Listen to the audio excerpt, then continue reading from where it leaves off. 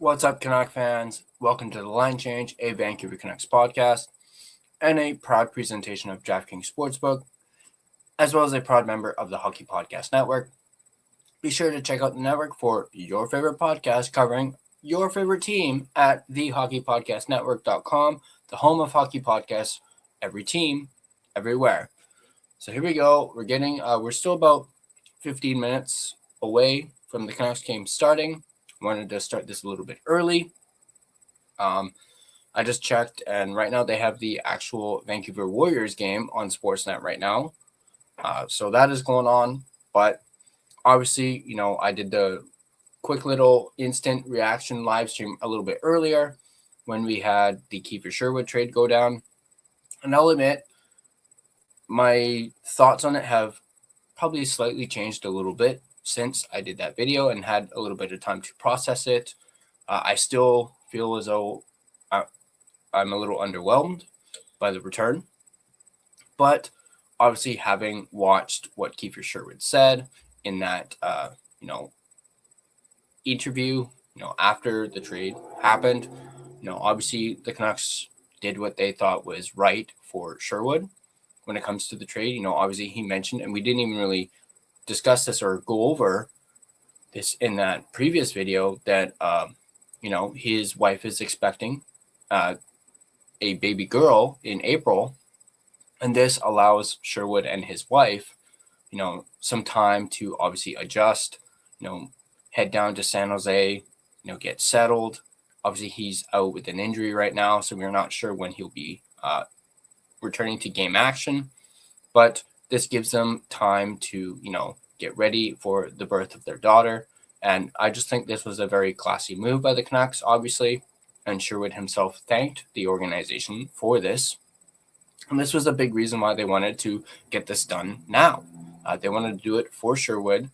And on top of that, they wanted to obviously get ahead of the market. And it's what this team does, or what this management group does. They like to get things done fast. Obviously, Canuck fans probably wish they had done this a little sooner when it comes to the trade. Preferably when, Sherwood was, lighting it up and was on fire. That would have been an absolutely perfect time to pull the trigger. But obviously, their asking price was just so high, teams weren't biting and weren't taking the bait. So the Canucks obviously had to settle for 2 second-round picks and a journeyman defenseman, which I already mentioned that I am underwhelmed by. I mean, we'll see how Cole Clayton does and whether or not he can actually make it up to the NHL. But I guess the Abbotsford Canucks get themselves a decent right-handed defenseman in this trade. And obviously, Patrick Allvin mentioned, he will be reporting to Abbotsford right away.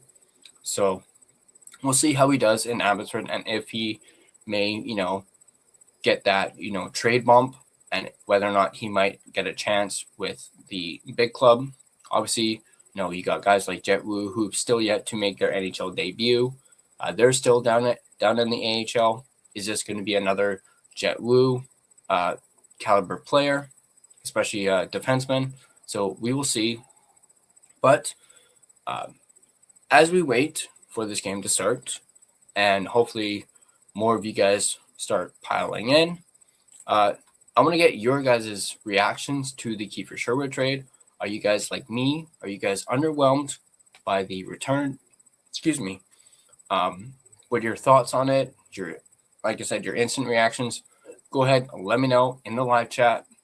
I believe I saw a duo earlier, about 15 minutes ago or so, in the live chat. And yeah, let me know. Let's, while we have the time before the game actually officially starts, let me know what your guys' instant reactions are to the Kiefer Sherwood trade. And what are your thoughts on the return? Are you, I watched a little bit of Sekeres and Price after I did my video, just to get their reaction. Obviously, Matt Sekeres was, a little disappointed with the return. Obviously, he really wanted a first-round pick, as did a lot of Canuck fans. But, the reality is teams weren't biting on that asking price plus a prospect. So obviously the Canucks had jacked up the cost, and teams just weren't going for it, especially not right now, perhaps. And he even mentioned Jeff Merrick kept on saying, just wait it out, and teams will likely offer a first round pick. But like I said already, the Canucks probably were not willing to wait that long. They wanted to get this done and over with, and not just for their sake, but for Sherwood as well. So that's probably why they weren't willing to wait until closer to the deadline. Did his injury maybe have an effect on the return? Perhaps. But at the same time, the reports were out there that, the injury had nothing to do with the, trade, both return and, the price. It does make you wonder, though. And they mentioned this on Sekeres and Price as well. Do you think the Canucks should have, allowed the Sharks to talk in extension with Sherwood? And if they had managed to lock in an extension, do you think we could have gotten more value out of the trade? Let me know that in the live chat if you guys think that. And once again, as we wait for people to pile in and comment in the chat, I don't have anything specifically planned for the intermissions. So maybe we'll go over some other stuff, Canucks related stuff. I did see something about Frank Saravelli saying that he thinks the Canucks are going to trade Elias Pettersson before the Olympic break, excuse me, the Olympics are 3 weeks away. The roster freeze obviously starts on February 3rd, which is even less time than when the actual Olympics start. And of course, everyone knows the roster freeze goes until, I believe it's February 26th, if I'm not mistaken. So if the Canucks are going to move Elias Pettersson, they need to do it within the next couple weeks. So let me know in the chat what you guys think the Canucks are going to do. Do you think they're going to trade Elias Pettersson before the Olympic break, or do you think they maybe wait?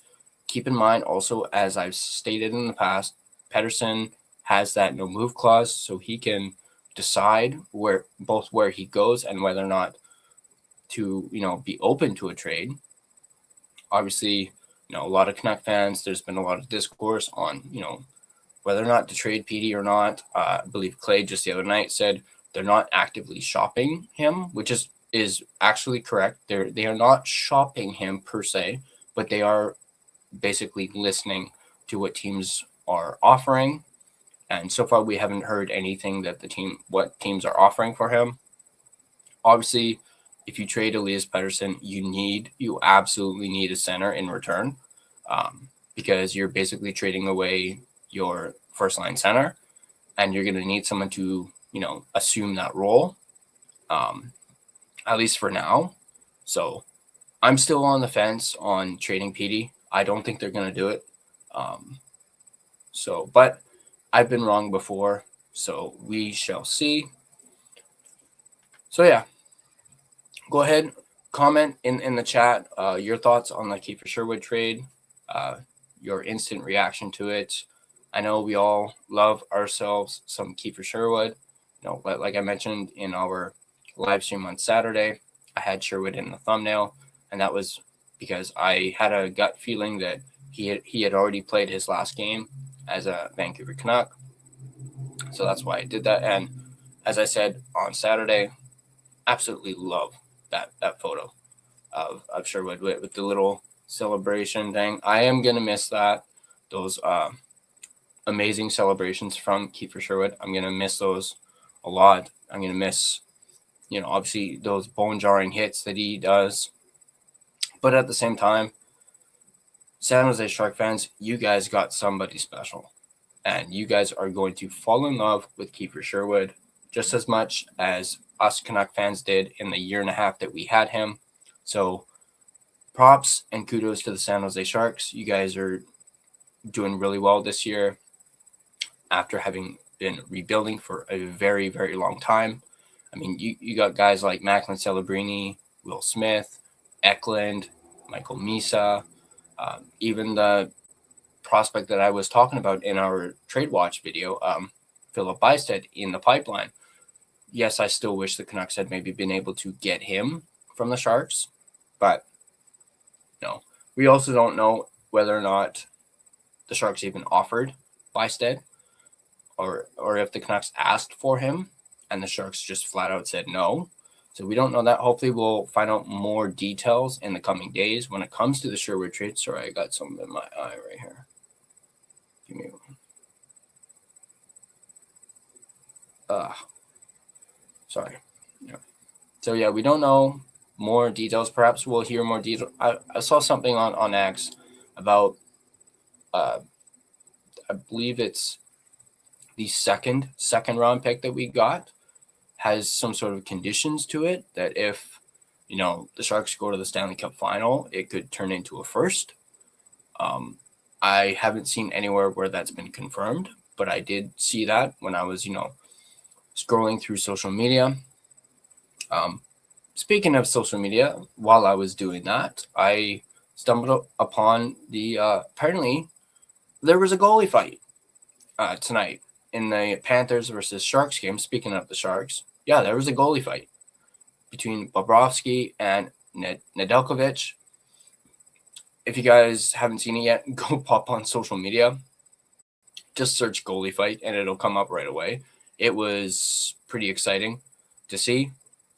It's not very often we see a goalie fight in the NHL, but the fact that the referees let it happen is mind-boggling. And honestly, seeing the reaction from the bench, both the Panthers and the Sharks, people were hyped.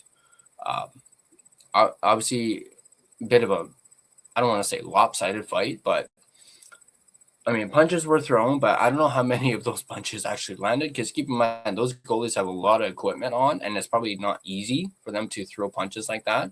Actually, I even saw, took them a little while for Bobrovsky to even get his helmet off. Nedeljkovic's helmet, they managed to get it off right away, but Bob still had his freaking helmet on, and I believe it was Nedeljkovic actually managed to pull it off, and then they went at it. So if you guys haven't checked that out, go ahead, check that out. It was something else. It was awesome, and yeah, not something that you see every day. That's for sure. And it was great. But let me check and see how, or if we're into the pregame at all, or getting close to the pregame. Let me just put my headphones in.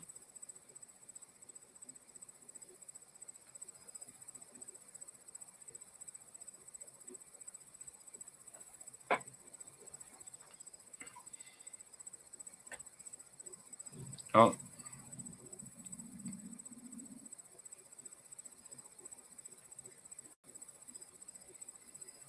It's still the Warriors.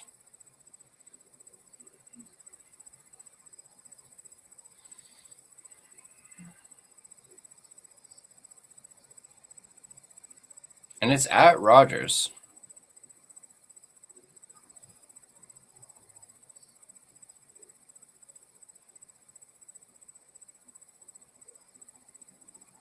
Oh, I don't think this was live tonight. I think this is like a replay.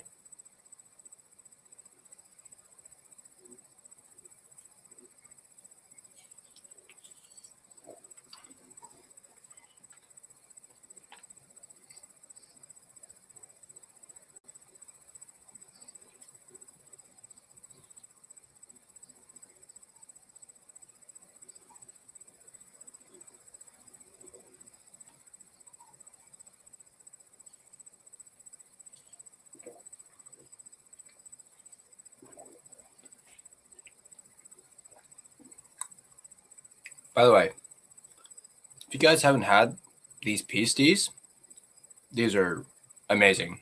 So good. This one's the mango mood. I had the razzle. Is it the razzleberry? Oh, the raspberry. Raspberry I had earlier. These things are good. All right. Game is getting ready to go.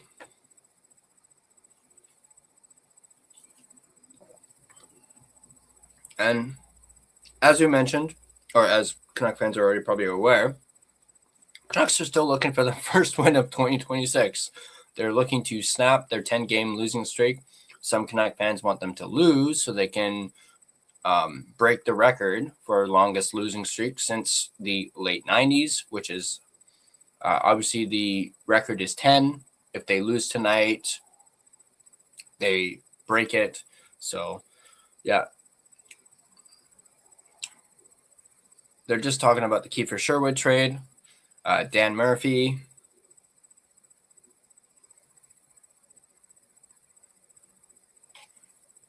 They're just going over showing Sherwood and seeing him talk about the trade.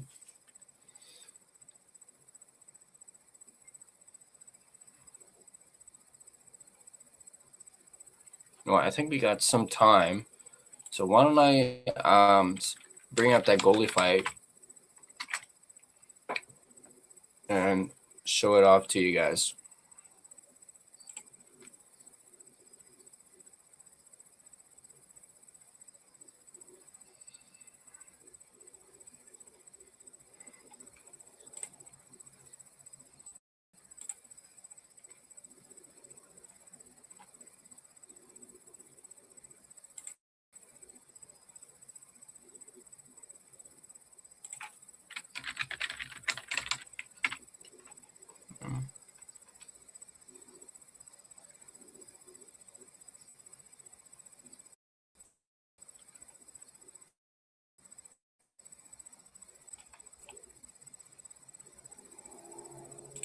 All right, I got it right here. Let's bring it up.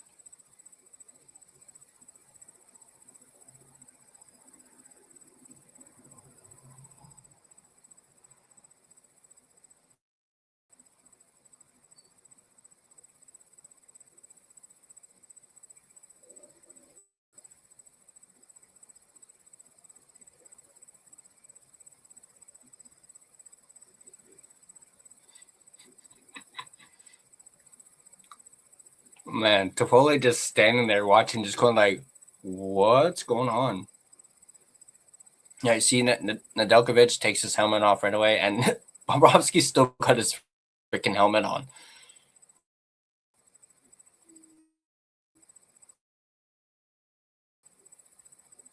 Oh, man. That is so good.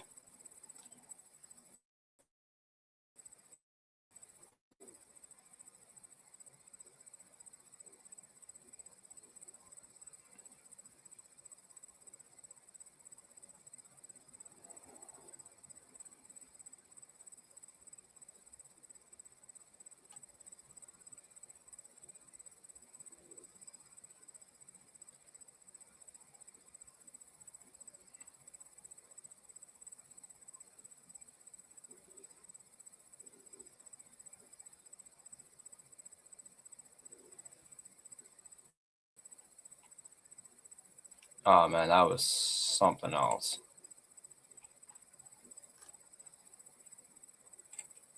All right. They're just doing the pregame. Obviously, you know, everyone knows Rick Rippin. Tonight is a very special night for the Canucks and the Rippin family. His brother is in attendance here.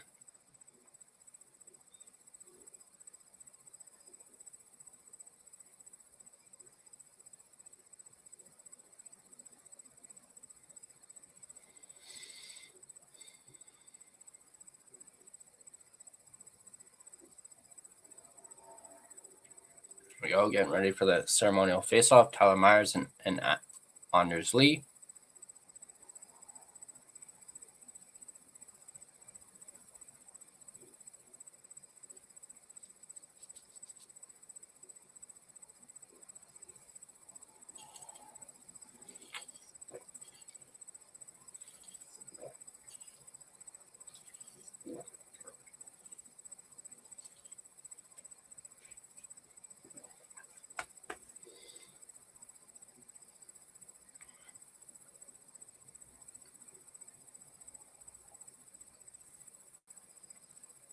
Not Anthem's about to go.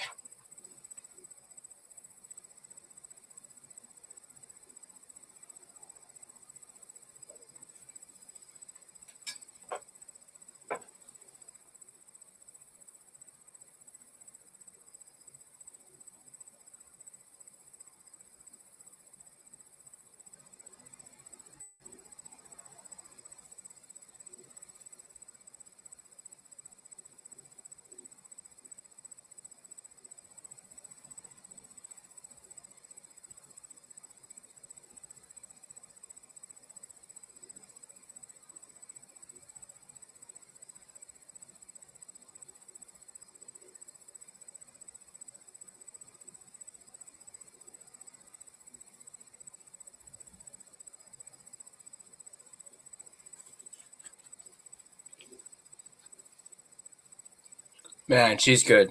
Elizabeth Irving is amazing. All right, getting ready for this game to start. Well, looks like it's Ilya Sorokin in net for the Islanders. Justin and I actually were talking about that the other night, as they had started David Rittich in their previous game.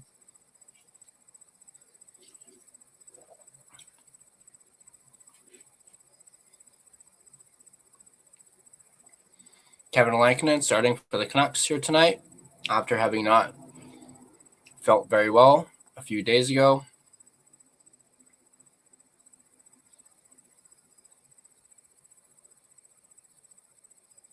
Of course, Matty Barzal, hometown boy.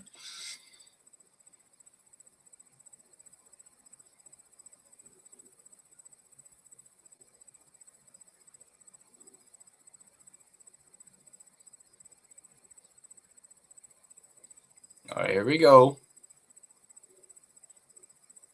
Looks like the Elias Pettersson, DeBrusk, and Besser line is going to start this game.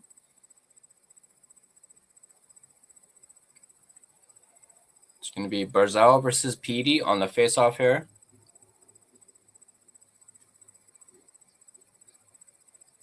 Faceoff is won by the Islanders. Puck down the ice into the Vancouver end. Puck up the boards to DeBrusk. DeBrusk flips it down. There's Besser there into the corner. Connection Islanders battling for the puck. Islanders with it. Sends it around. It's Besser. Schaefer is on the ice. So this past year's first overall pick is on the ice. Jeez, Petey, stay on your feet, man. Kane with the puck down into the corner. Big hit on Schaefer. Schaefer with the puck.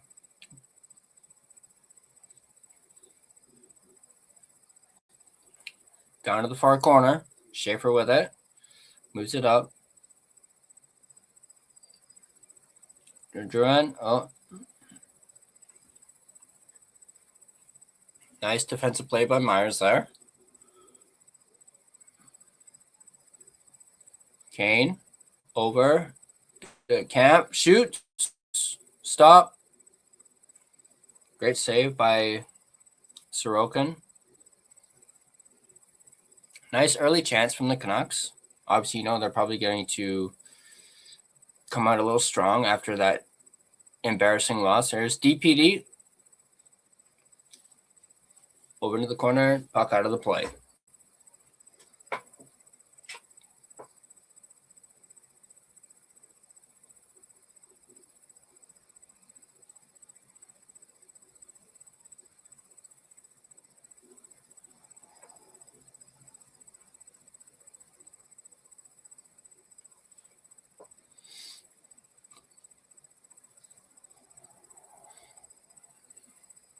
There we go. Face off to the left of Ilya Sorokin. Face off won by the Canucks by Ratu. To the point to Garland.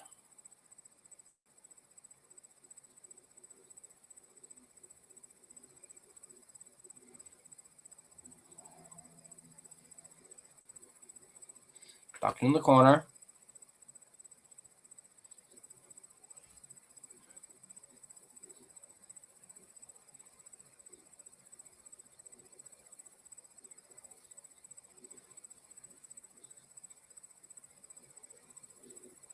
Canucks move it out. Oh, giveaway by Carlson. Steals it. Behind the net. Around to Hoglander. Back to Carlson. To the point. Marcus Pedersen. Shot wide. Hoglander with it. Hoglander. Yeah!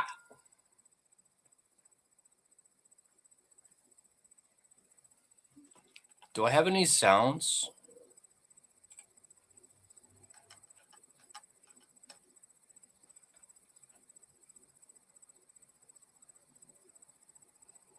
Here, I'll do this.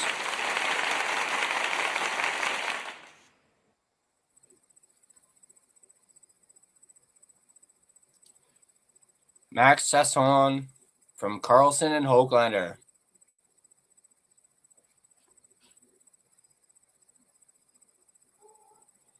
So it's 1-0 Vancouver for a change.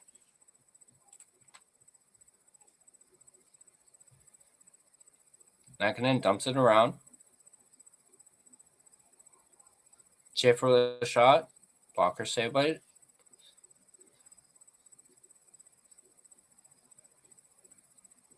Yeah, Hoglander has his first point since coming back from injury. So there we go. First shot saved by Lankinen.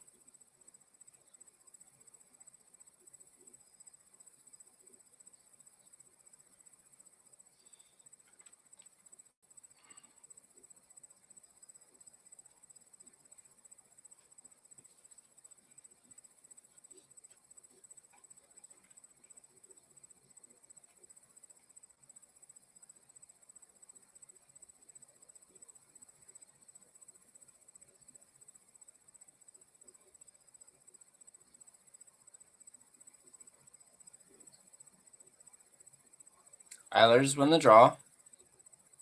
To Barzal. Shot. Tried to shot. Missed the net. Barzal with it again. Oh, Hronek able to pick his... Ooh, dangerous pass there by Hronek to Petey. Yeah. Out of play.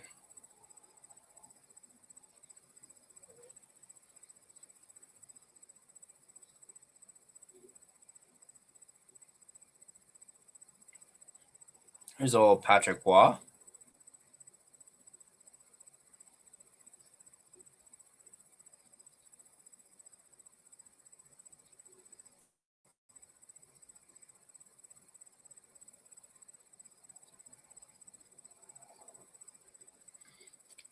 Canucks with it in the Islander zone. Kane with it.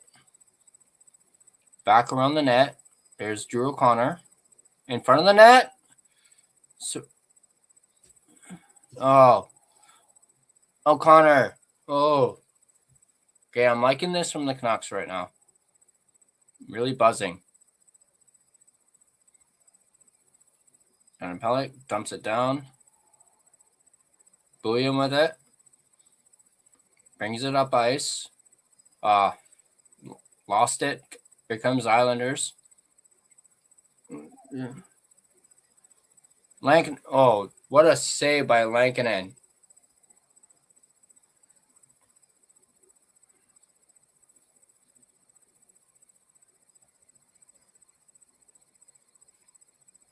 Islanders with it behind the net. Bringing it up. Dumping it down around. Siplikov with it. Turns around, fires it. Saved by Lankinen.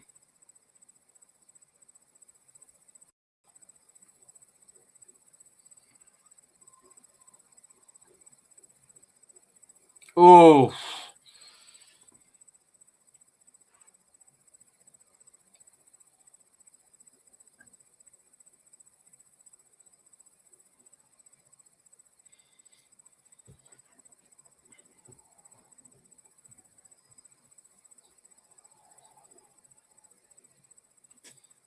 Buck in the corner.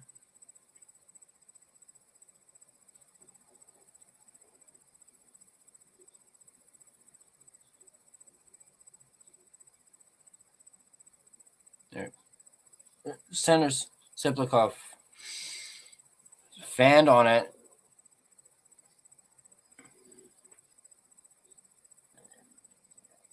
That was close.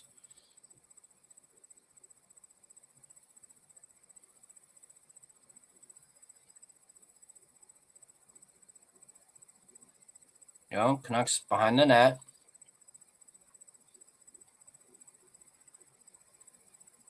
Pass up to Sasson.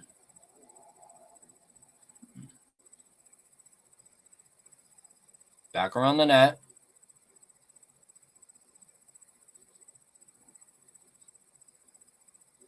Back to Marcus Pettersson.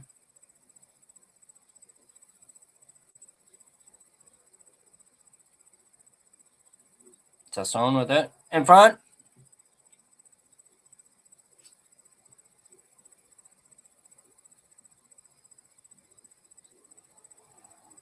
Hoglander with it. Around the net.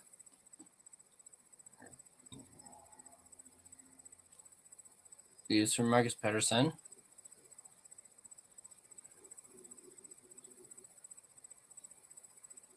Man, this line is really buzzing right here. Here comes Matt. Barzal checked. Marcus Pettersson with it. Back to Vilander. Back to Pettersson. Over to EP40. Shot. Off a stick and out of play.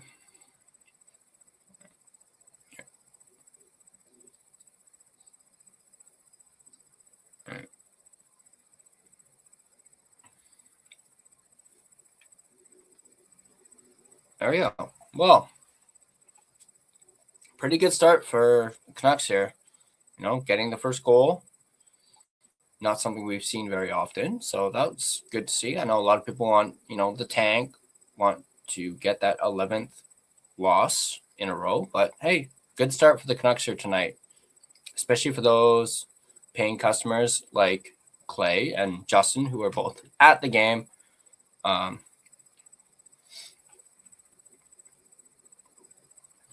Martin Lee Gad 5868 in the comments. I'm at the doctor's office. I'm listening. Awesome. You got Harry in here. What's up, Harry? I missed it already. I know. Me too, buddy. Me too, man. Yeah. Just a commercial break right now.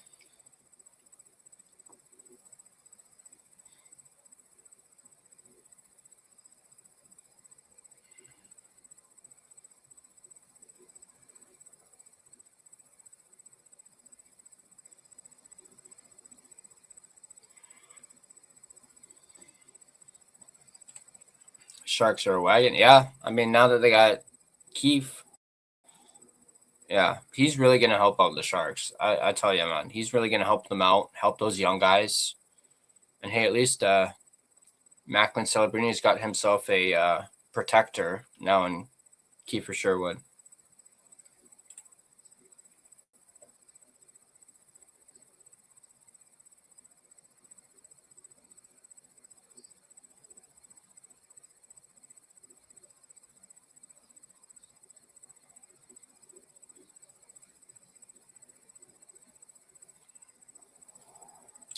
Do you know if Cole Clayton is any good? Not from what I've seen. Seems like he's more of a journeyman AHL defenseman.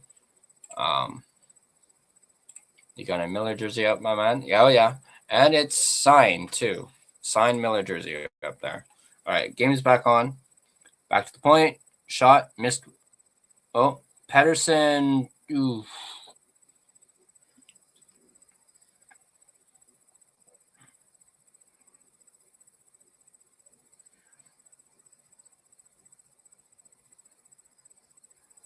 Oh.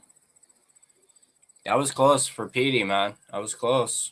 Again, this Canucks team is firing tonight. Camp getting set with a draw.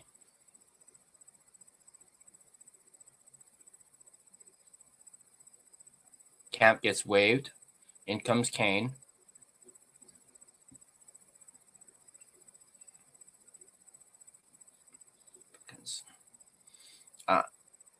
Islanders with it. Matthew Schaefer. Oh, Schaefer with a nice pass there. Myers, some good defensive play. All right, Canucks with it. Van Kane with that long shot. Ooh.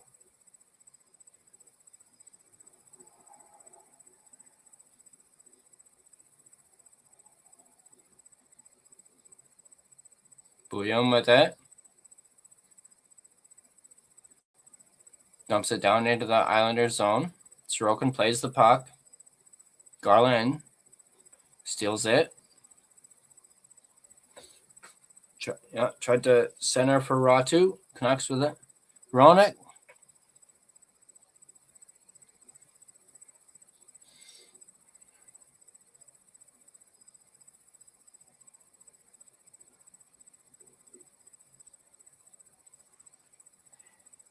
Yeah, once again, Bluger not in the lineup tonight, but there's probably a very good chance he will be in the lineup on Wednesday. So that is obviously positive news.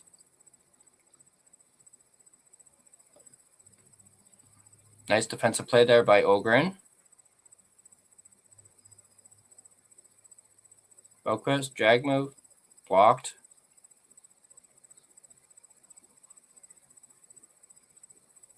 Carlson up to Hronek. Hronek dumps it down.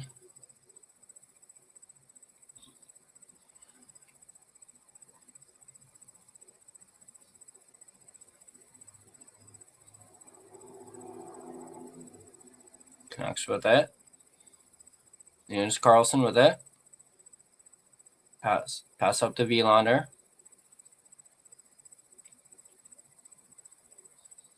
Tzidikis with it.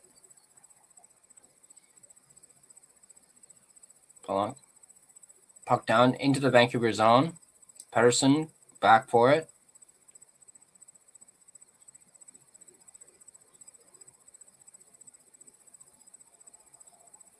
Canucks up to Kane, who just roofs it. Offside for the Canucks.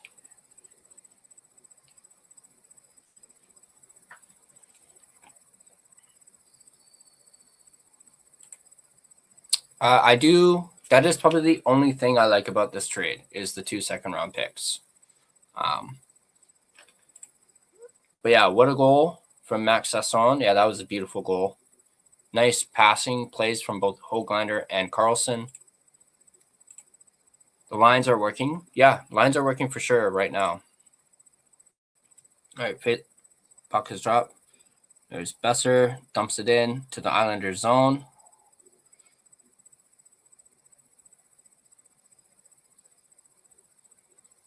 Islanders moving it up.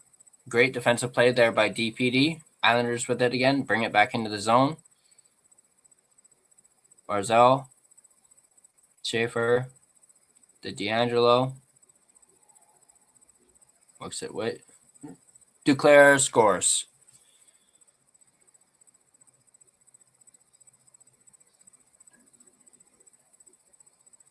Tie game at 1.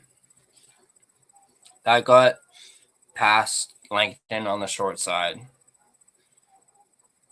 Take a look at the replay, but kind of think Langton kind of should have had that one.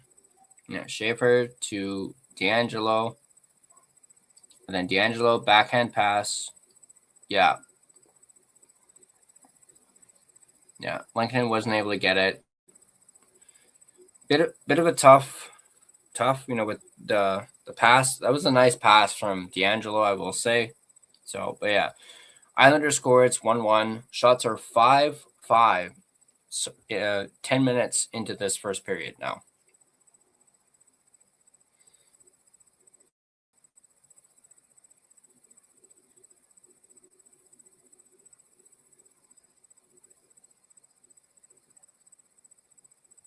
Back to the point, but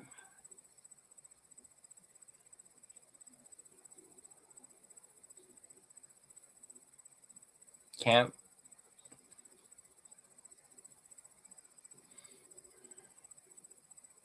All right, Islanders bring it up.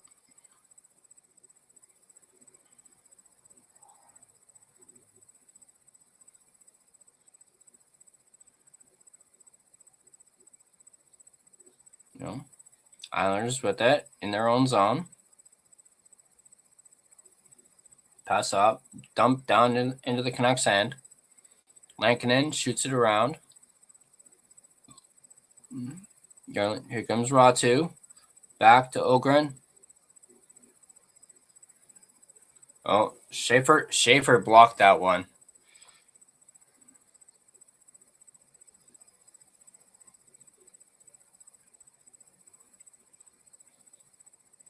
Ratu dumps it in.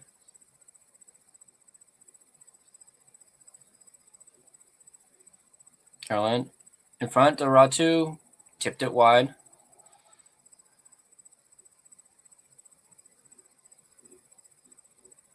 Pass up. Here comes D'Angelo. Skates back around.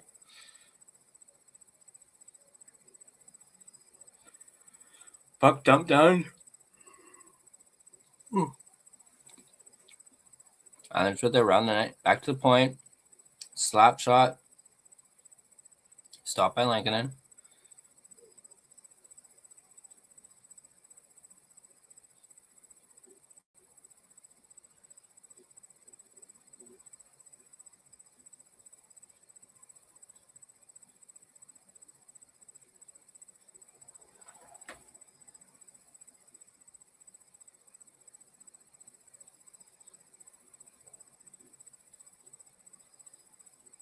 Islanders with it in their own zone.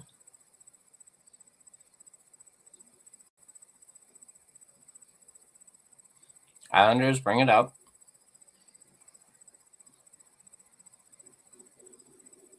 Connects with it around the net. I believe that's Vilander. No, give away. Pedersen with it. Up to Besser. Petey again, falling down.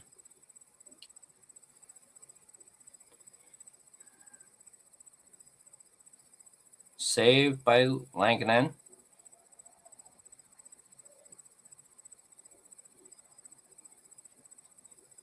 Barzell.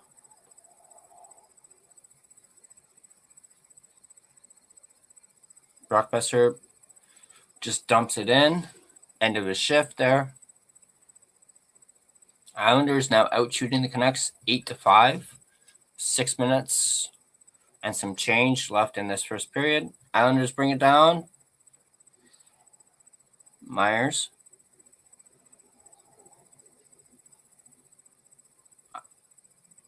Islanders with it in the Canucks zone. Oh. Kampf with it. Back to the point. D'Angelo with a long shot, saved by Lankinen.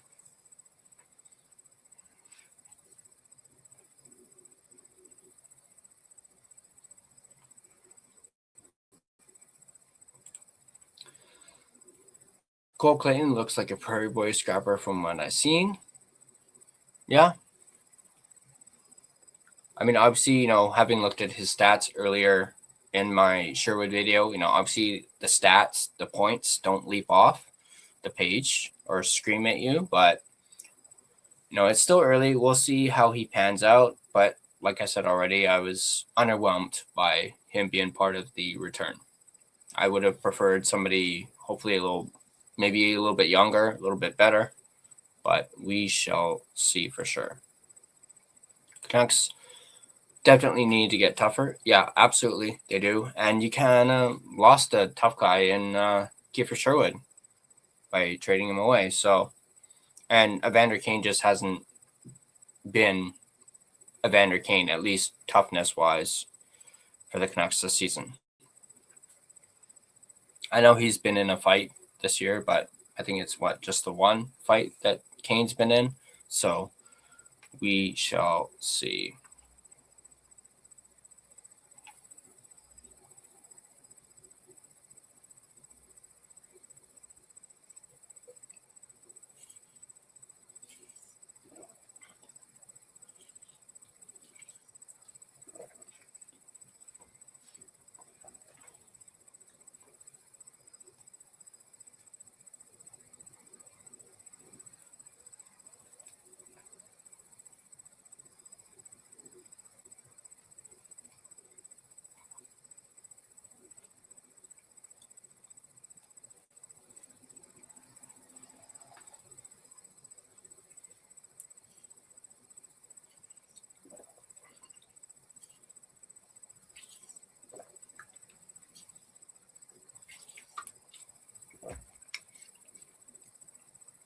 Yeah, I still do not understand why they sent Tolopilo back down and called up Patera. But I guess between the two, you'd want Tolopilo down in Abbey to maybe help. Kane was just robbed by Sorokin.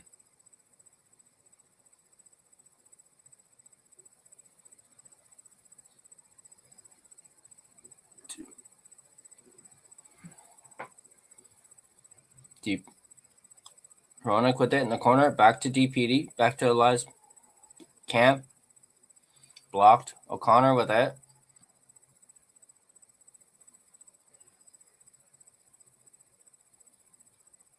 DPD scores! Kane. Vander Kane.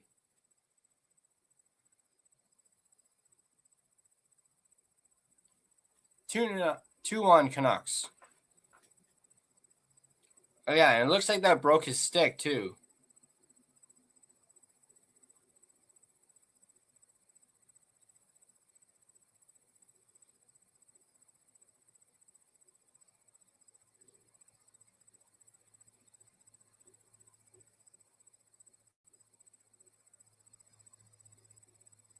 He looks up at the stick.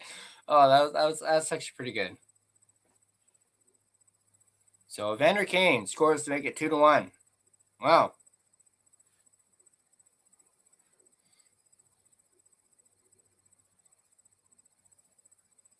All right, Islanders send it down. Lankinen moves it to the corner. Garland up to Ratu, who dumps it in.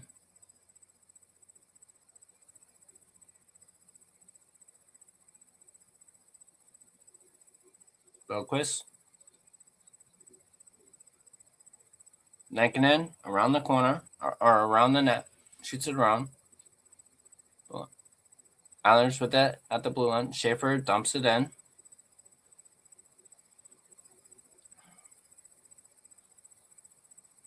Schaefer with it.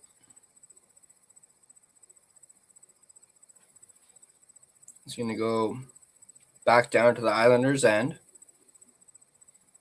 A little bit of miscommunication there between the Islanders. Pollock with it.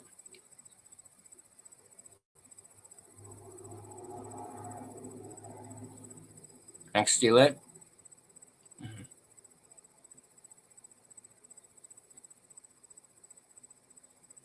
Schiffer. Gonna be icing.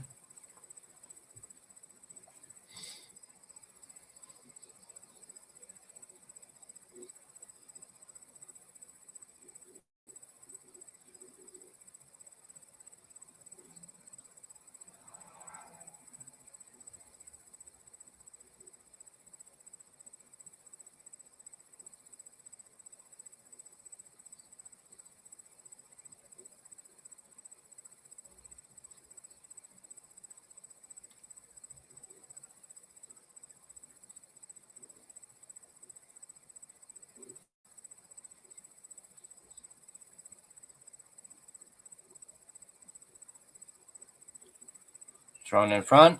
Camp there. Drew O'Connor tried to take a whack at it, but here comes the Islanders.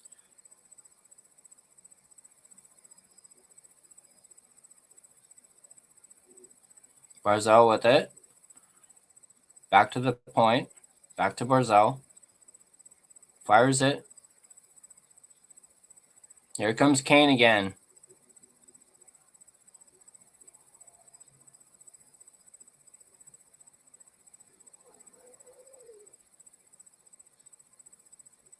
Puck dumped into the Canucks zone. Hronek around the boards. Back to Besser.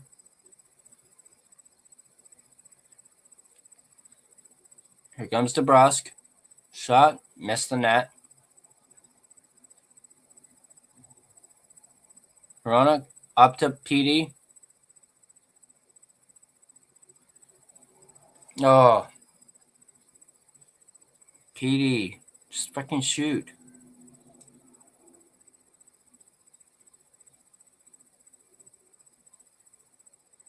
Intercepted. Here come the Islanders. 2-on-1.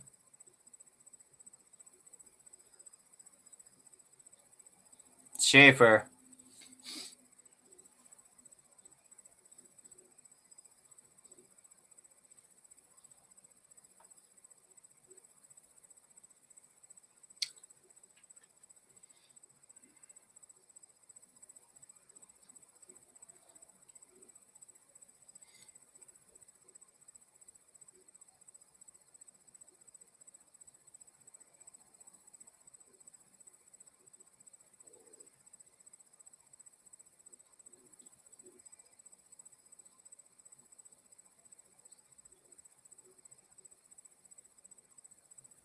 Oh, looks like the Canucks are challenging this for offside.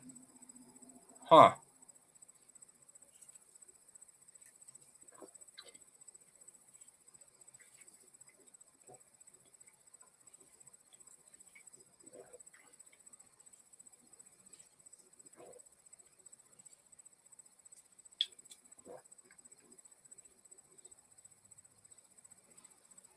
Oh, yeah. Schaefer was offside.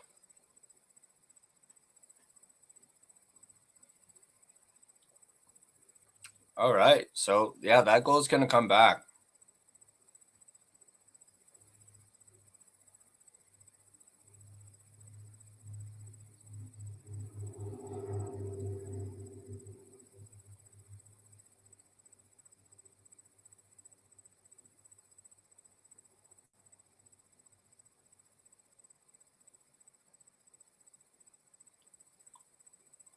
Now, take advantage of this.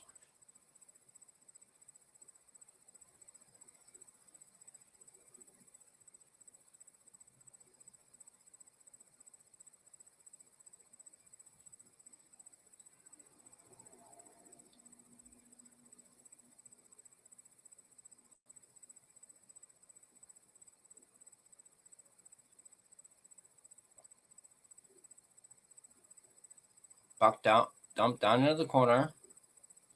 About 2 minutes left in the first.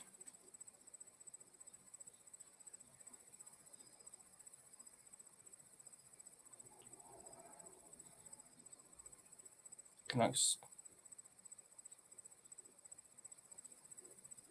Garland up to Ogren.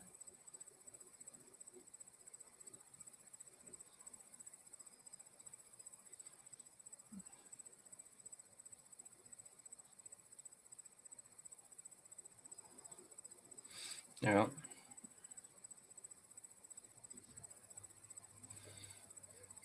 Blocked. Canucks managed to clear it.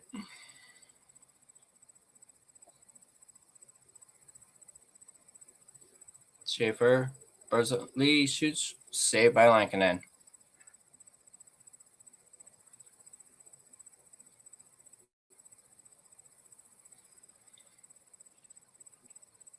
Oh. At least this has been an entertaining game compared to the last one that I did live stream on. And hey, at least the Canucks got a couple goals. So that's a bonus.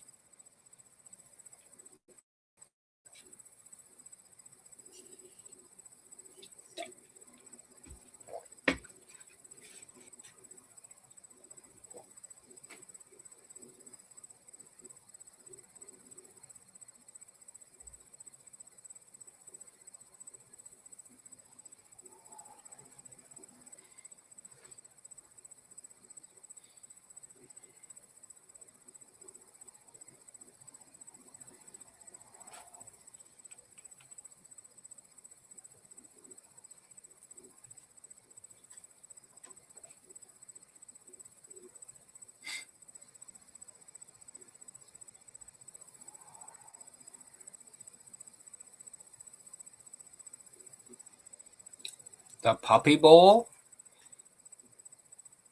Okay.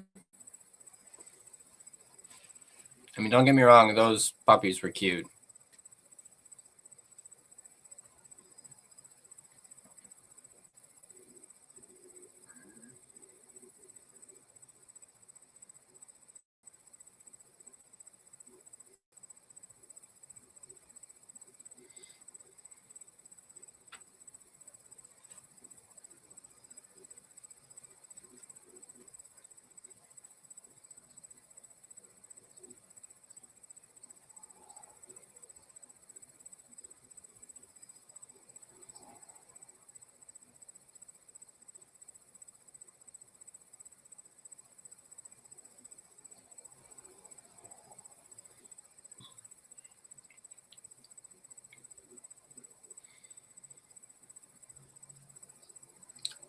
Islanders. No, Canucks win the face-off. Hronek dumps it in. DeBrusque battling for it. Oh, Besser's with it. Whoa!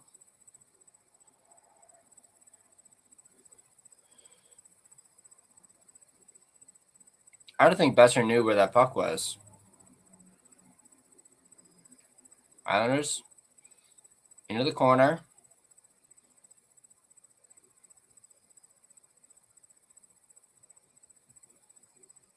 Patterson.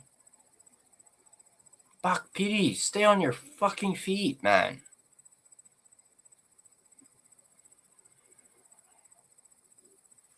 Great defensive play there by Hronek. Patterson.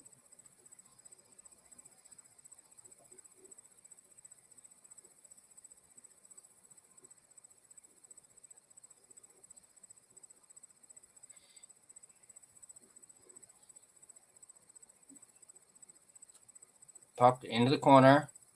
Hronek dumps it out. And that's going to be the end of the first period.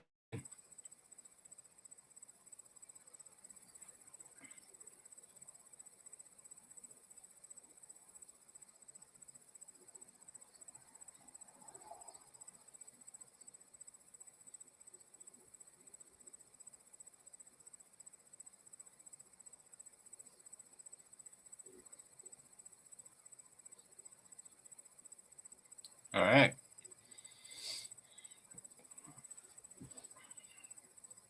That is the first period. So the Canucks go into the intermission with a 2-1 lead.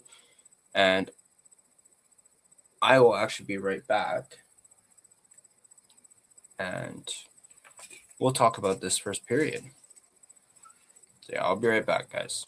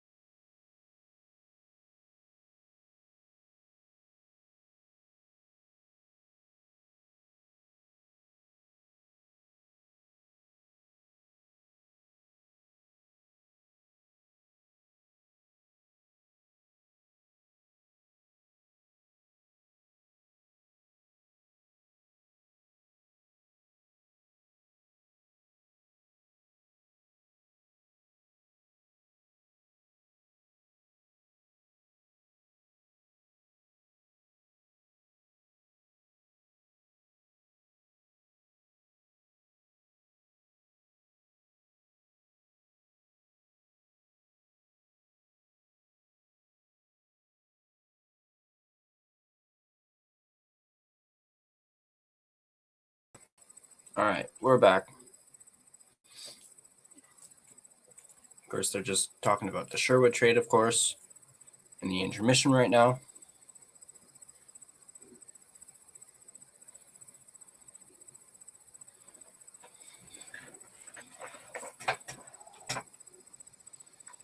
I just had to go grab my dinner.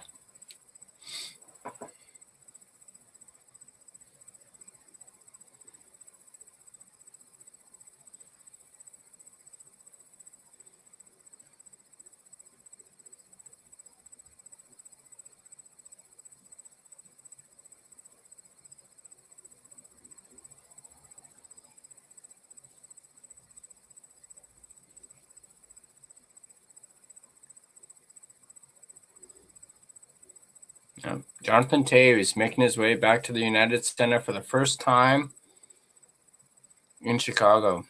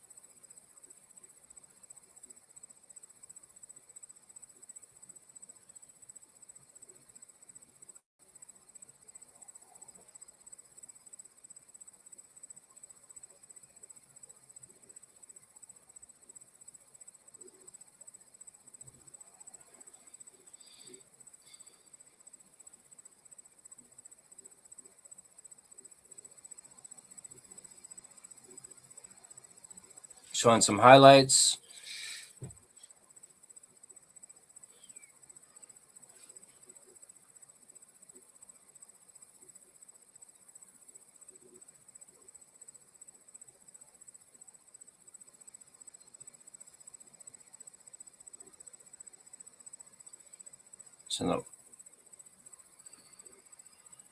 So Minnesota beats the Maple Leafs 6-3. Capitals versus the Avalanche. Oh, Nathan MacKinnon. Whew.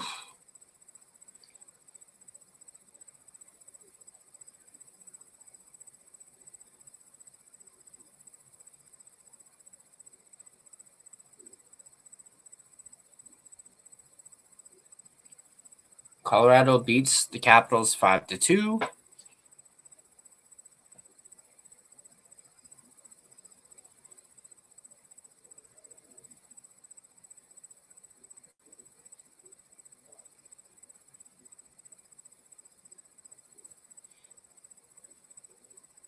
All right, while we're in the intermission here, why don't I do my mid-show sponsor read? Starting off by thanking my primary sponsor, DraftKings Sportsbook, an official sports betting partner of the NHL. Never experienced the jaw-dropping moments that make hockey? Well, you can experience them all with DraftKings Sportsbook, an official sports betting partner of the NHL. Missouri listeners, listen up. DraftKings Sportsbook is now live in the Show Me State. New customers, this one's for you. Bet just $5, and if your bet wins, you'll get $200 in bonus bets instantly.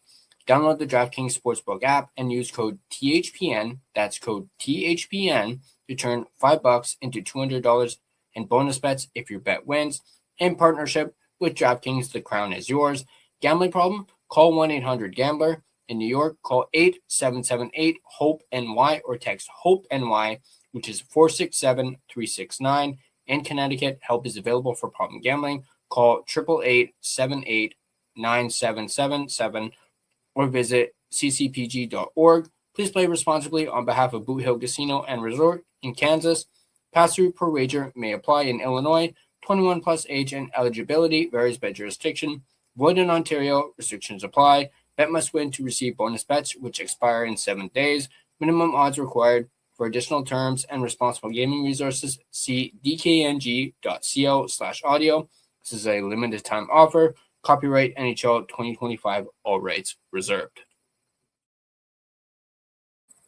I'd like to thank my secondary sponsor, Gassy Jack Art, maker of this amazing artwork you see in front of you.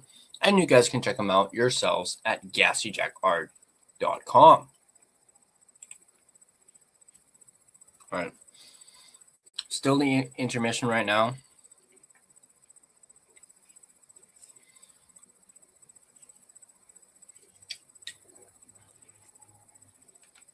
All right, if you guys want, let me know in the chat your guys' thoughts so far in this game.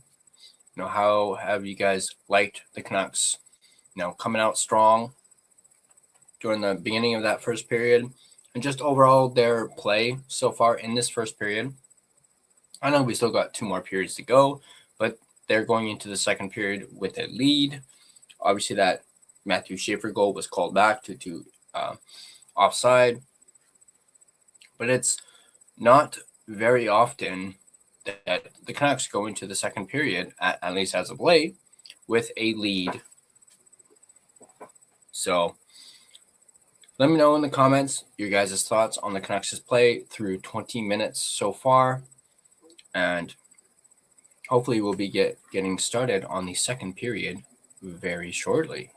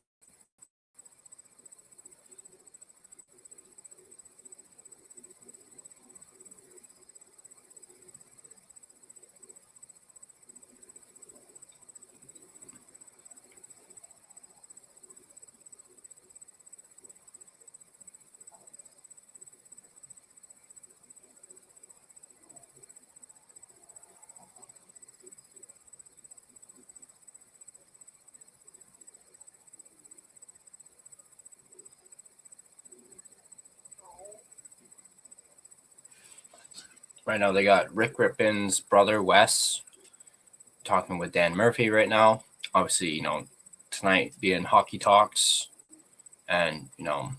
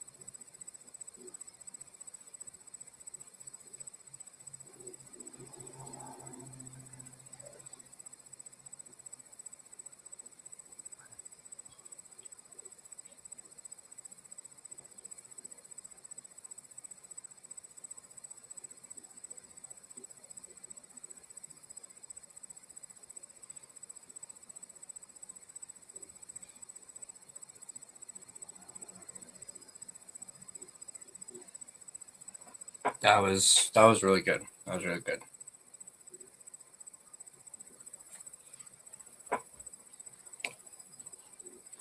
All right. Any predictions for this second period that's coming up? Do you guys think the Canucks are going to be able to keep up with the momentum they generated in that first period?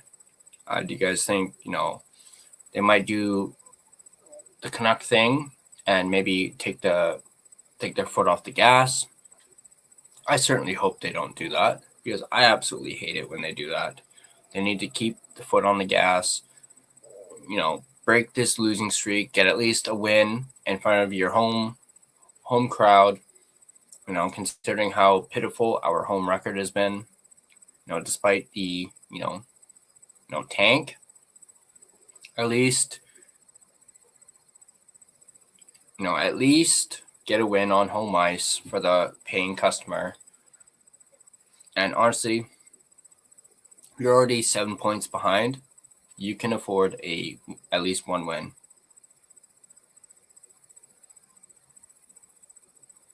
So let me know your predictions in the chat, in the comments down below.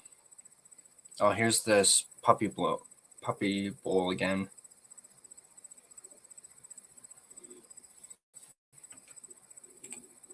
And yeah, I kind of want to see them break the record for most consecutive losses, just so I can witness some Canucks history. Yeah, I'll admit I kind of want to as well, but at the same time, I wouldn't hate a win here tonight. I mean, it would be better if Horvat was in the lineup, but I know he's obviously not playing tonight due to him having an injury. But we will see Bo in the Olympics.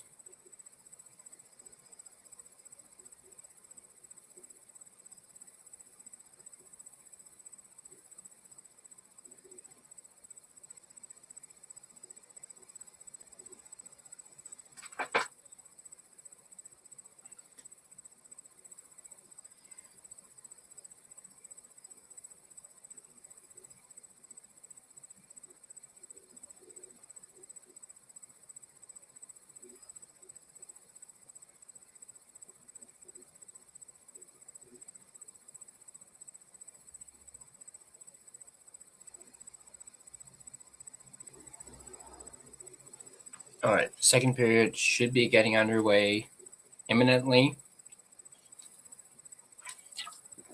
Here we go.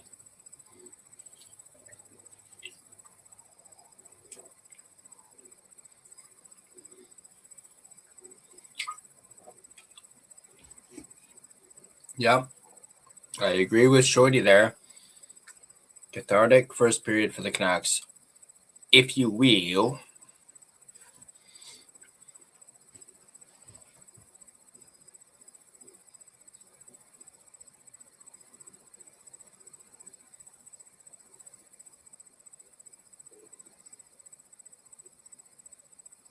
Oh, that was a beautiful goal by Sasson.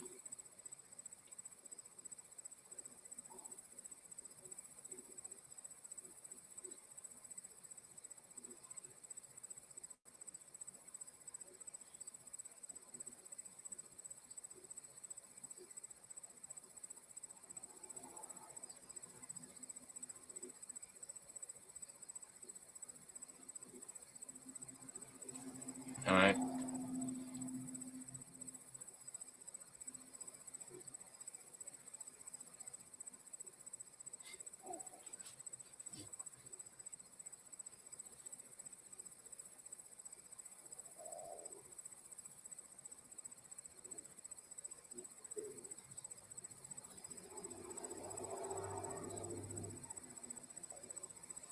All right, here we go.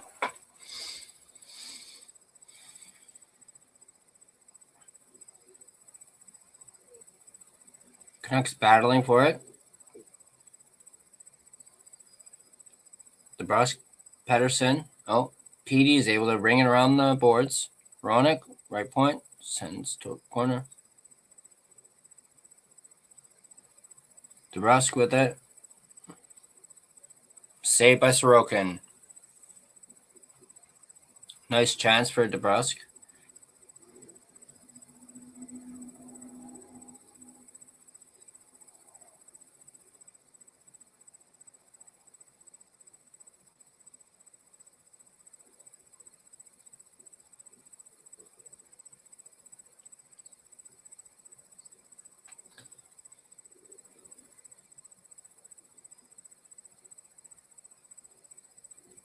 Drew a gun shot. Good chance there. Islanders move the puck up. Pajot. Mannequin up to Myers.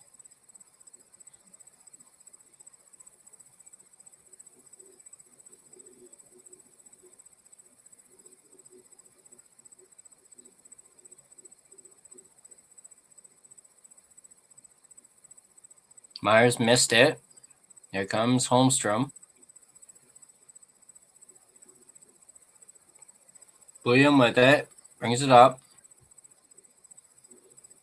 Kane offside.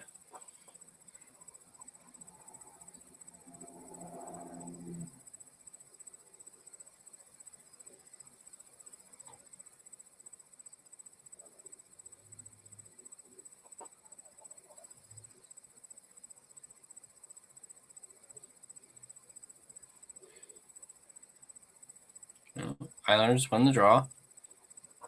Puck moved up into the Canucks zone.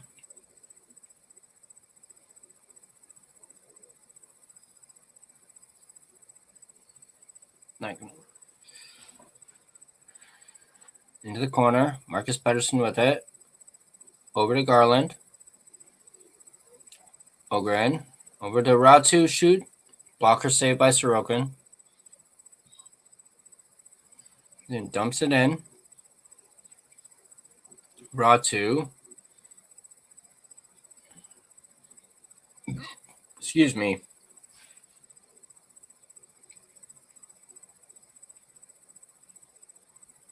Ogren shoots.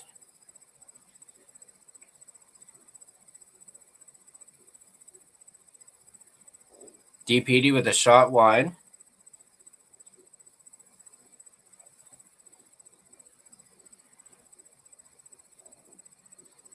It's going to be icing on the Islanders.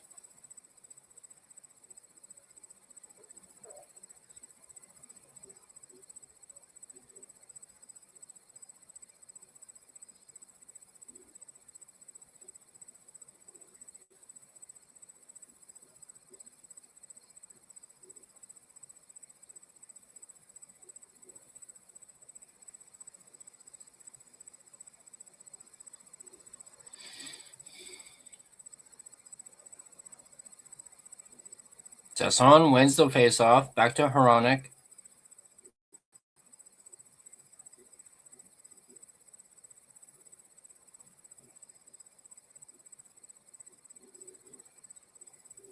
And the Islanders are going to be able to change.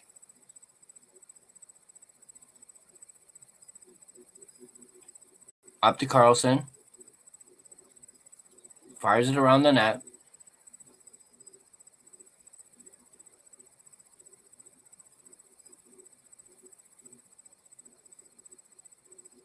Over to Hronek. Down to Höglander. DPD dumps it around the boards.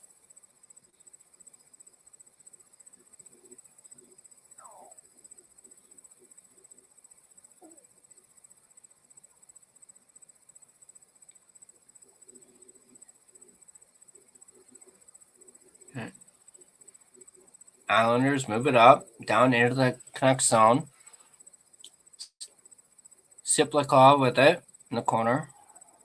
Canucks break it out.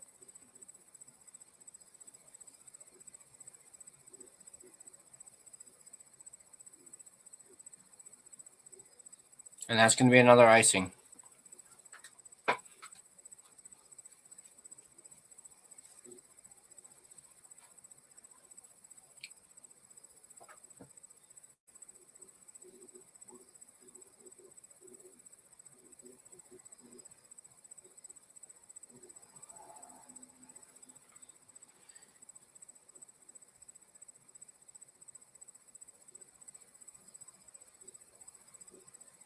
Marcus Pettersson with it.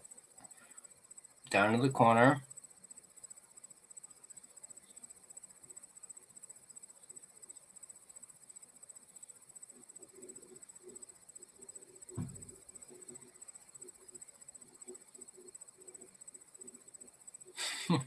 Flying Gatcomb. Pedersen. Back down to the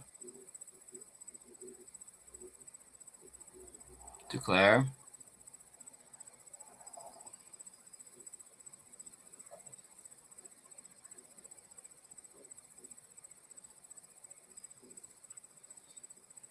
We just Pedersen with it. Dumped into the Islanders zone. Here comes Schaefer. Back to Schaefer. Back to the point. Drouin. Saved by Lankinen.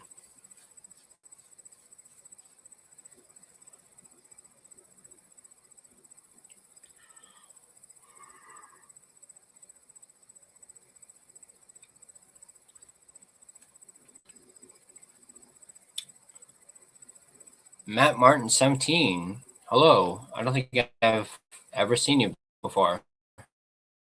Welcome. All right. Face-off is dropped. Or puck is dropped.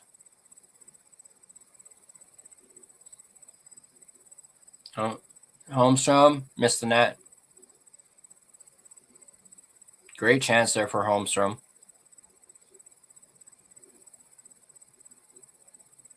Holmstrom with it again. Back to the point. Pulock. Deflected wide.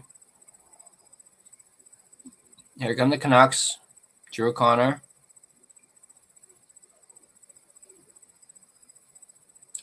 Islanders bring it back. Back into the Islanders zone. Islanders start bringing it up to Holmstrom. Back.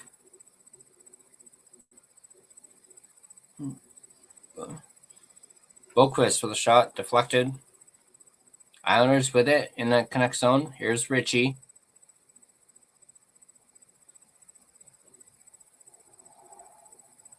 Back to the point. Mayfield was shot wide. Back to the point.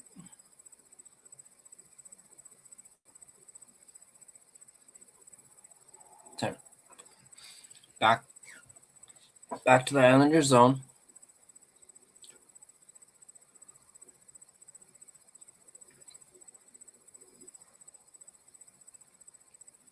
Islanders with it. Moved up. Shoots the puck down. Lankinen leaves it. Ronick up ice. Nice pass. Back to Carlson.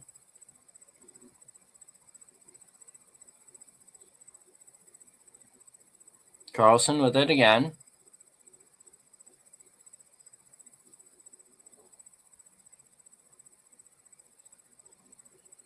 Ronick dumps it down.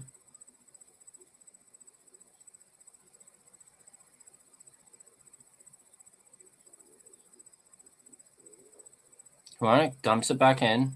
Hoglander with it around the net.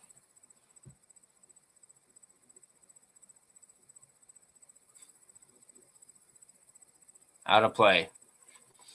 Nice couple chances for the Canucks there.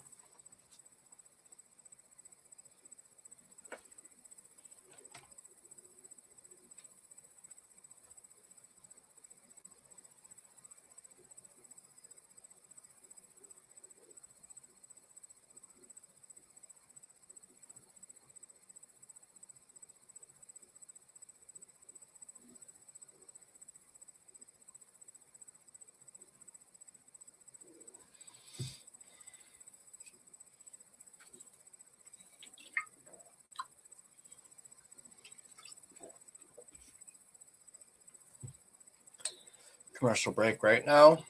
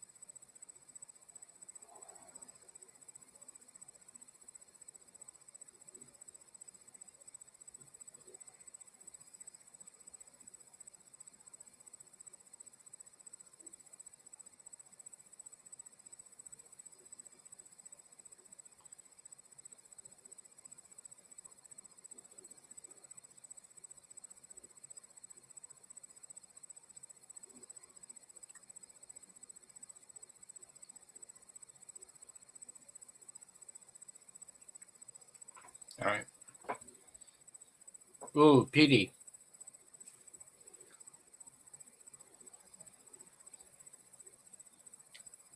Petey.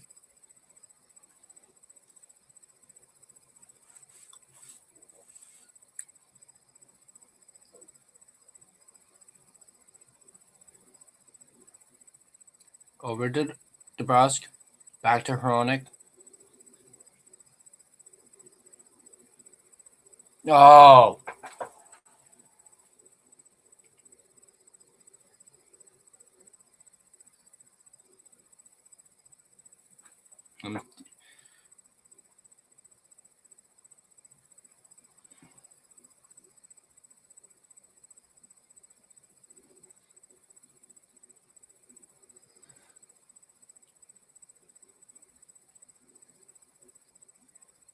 There you go, Hronik.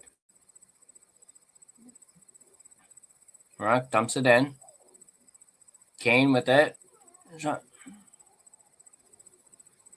Oh. Oh. Verlander not able to keep it in.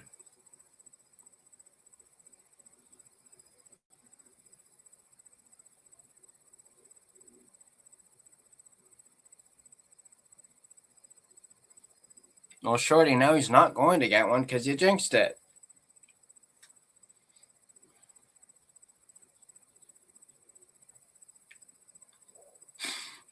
Oh, Shorty.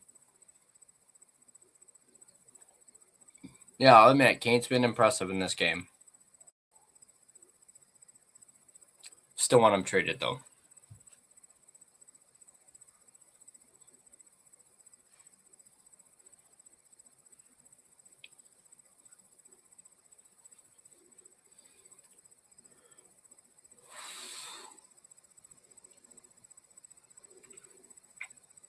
Icing call. About 10 minutes into the second period, Canucks out shooting the Islanders 17-13.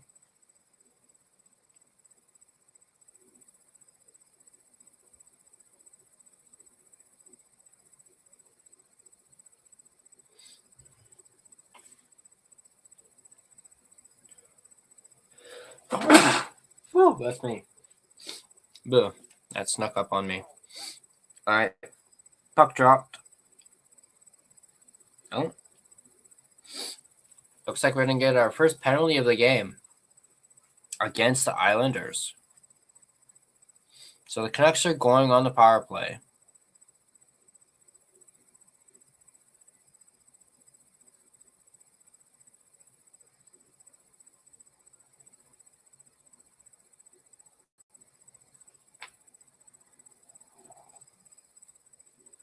It's Callum Ritchie going to the box for slashing.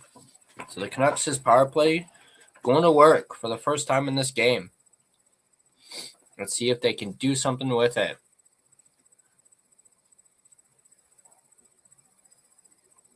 Carlson is on, I believe this is the first power play unit.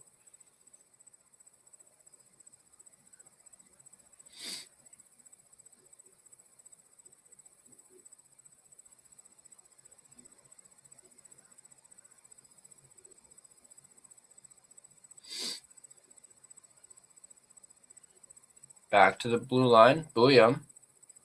Back to Besser. Besser shoots. Glove saved by Sorokin.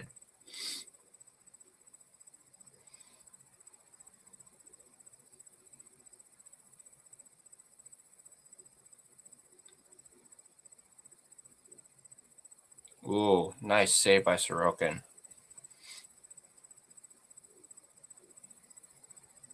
Back to the blue line. Besser with it. Down low. Carlson. Islanders dump it down. There's Booyah.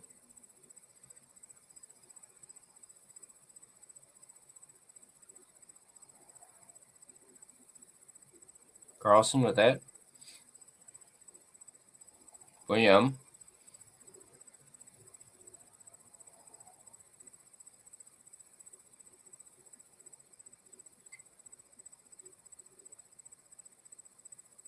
DeBrusque to Pedersen. Oh, cross. Back to William. Back to Besser. Back to William.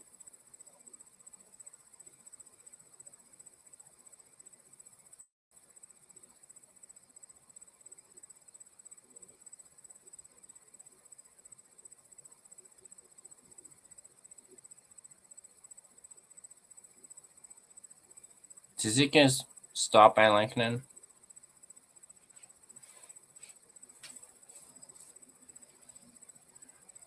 Now the second unit coming out for the Canucks. Up to Garland. Over to Hronek. So close for Ogren. 3-on-2. Puck out of play and with 1 second left in the power play.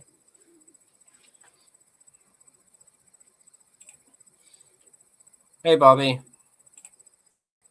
Duo is here. Okay, Tyler, I must be on Team Tank because I'm kind of hoping the Canucks find a way to lose in regulation.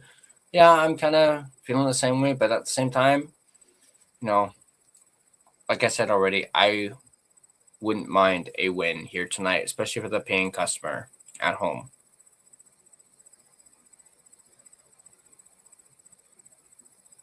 Canucks win the draw. Myers into the corner.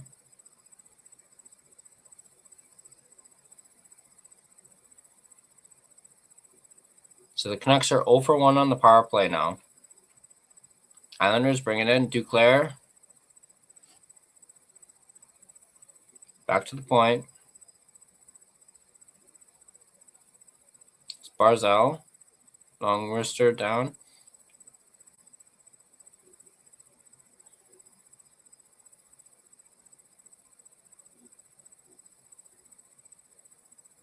Duclair with it again. To the point. Boquist. Barzal.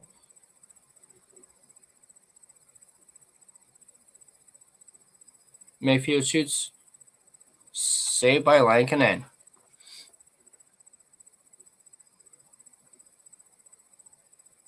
Here comes Kane.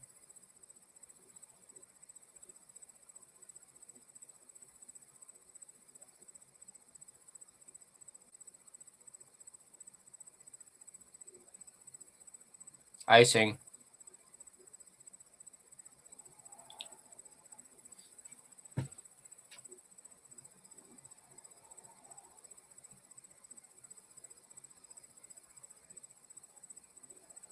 Penalty.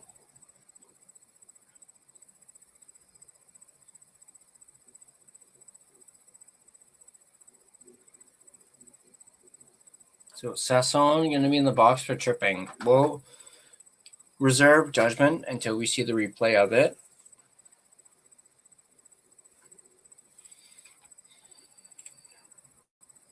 2-0, never felt this way before. What do you think about that? I mean, honestly, there's nothing wrong with hoping for a regulation loss, but at the same time, I feel as though the Canucks have enough cushion that they can afford a win here tonight. Oh, jeez. Another Puppy Bowl commercial.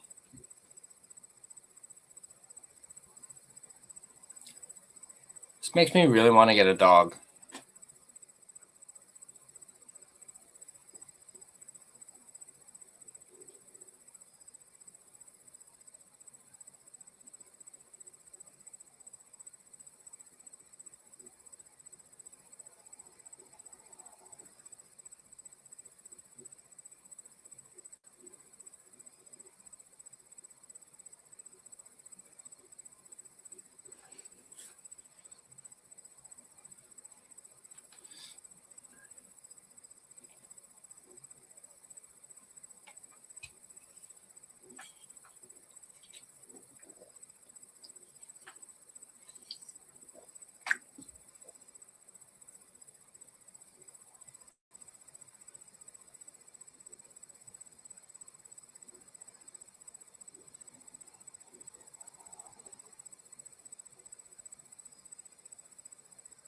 Oh, come on.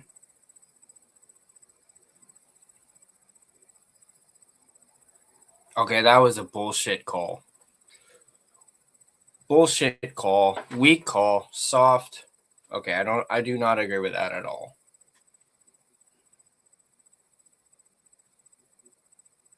So connects with it. Garland, I believe. Yeah, I believe that's Garland. Dumps it down. Schaefer with it.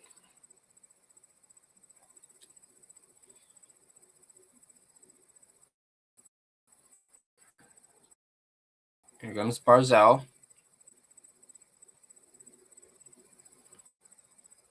Schaefer.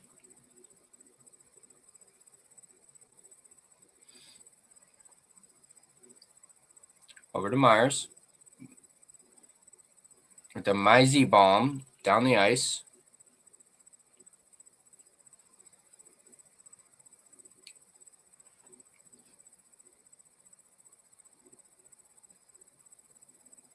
Here's Schaefer. Brings it in.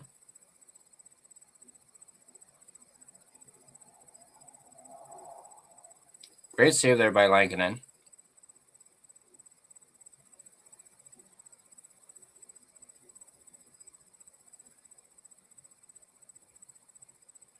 Duclair back to the point to Schaefer. Schaefer over to Richie. Richie. Duclair scores. Fuck.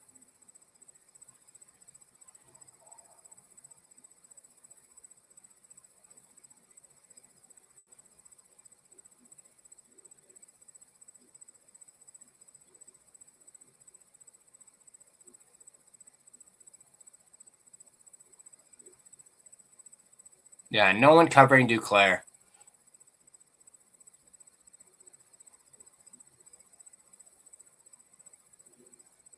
Yeah, Hronek. Bit of a bad read there by Hronek there. Not covering Duclair. Although I'm not sure who's was supposed to be covering Duclair, but he was wide open. You just can't allow that.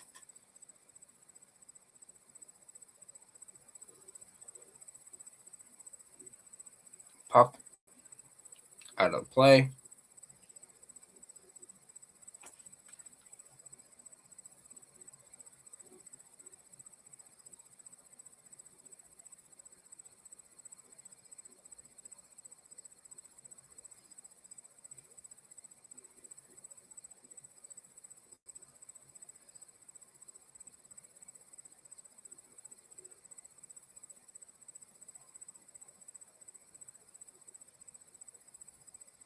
All right, we're going to break.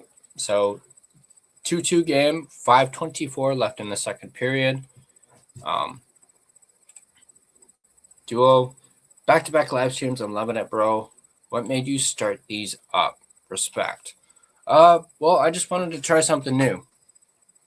See how I liked it. As I mentioned already, I'm no Russell. But I wanted to, test the waters, see if I enjoyed it, and see if, well, you guys enjoyed it. So this is why I'm doing it. Plus, I was able to do it because I wasn't working today, so I'm actually able to watch the game, and I want you guys to see like my general reactions, and obviously do a little bit of commentary as best as I can. Obviously, like I just said, I'm no Russell, and I don't know a lot of the players, at least on the opposing team, but I do know a lot of the Canucks. Even though I'll admit it's a little difficult to see because I'm looking on a small screen, and I really gotta look to see who's got the puck. But I'm doing the best I can. And hey, it's despite the result of the first one I did, you guys seem to enjoy it. So this is why I decided to do another one back to back, and we will see about the future of doing these live streams or not. So stay tuned. Obviously, like I said, I'm not going to do every single game, but maybe here, every now and then I'll do one. So, but so far, I have enjoyed the last one, and then, of course, this one so far. Love to see it, bro. Yeah, me too. Absolutely. And I appreciate you being here, Duo, as always.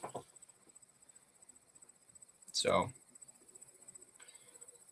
yeah, 2-2 going, 5 minutes left in the second period. This is my favorite connection channel. I appreciate that, Duo.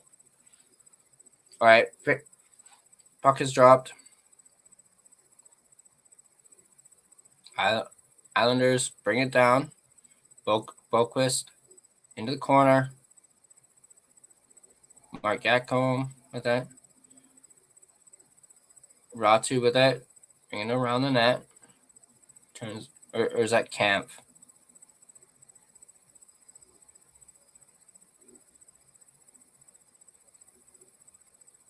There's Myers with it. Up to center ice.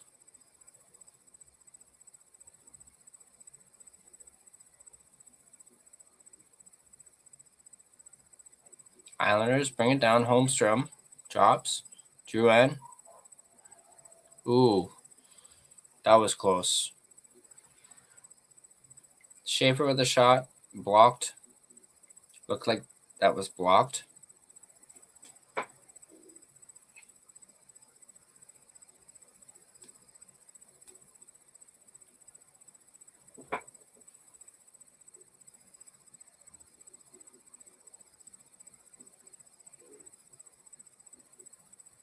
Pollock shoots, scores. Fuck.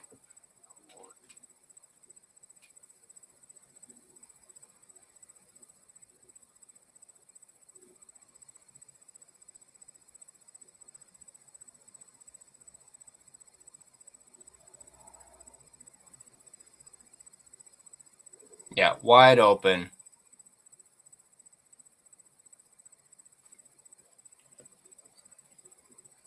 Okay, I think Hoglander messed up there. He should have covered him there.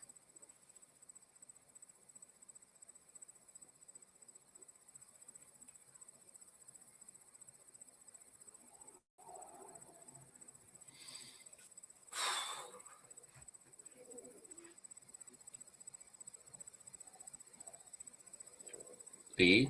Anders Lee with it. Besser on him. Hirona. Ooh.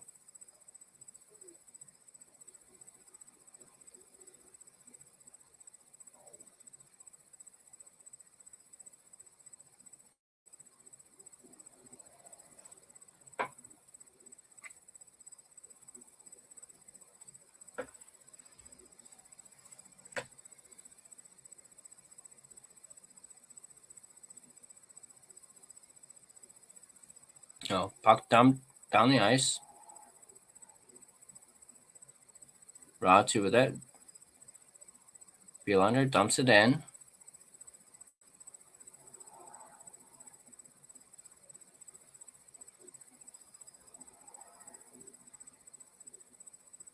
Belander keeps it in. Garland.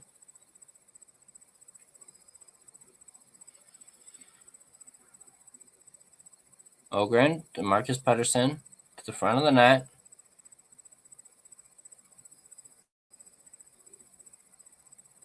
Back to Belander. Shot.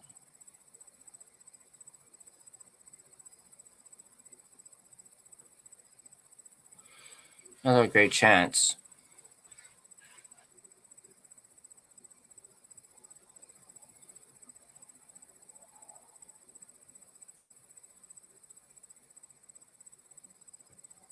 Islanders move it out.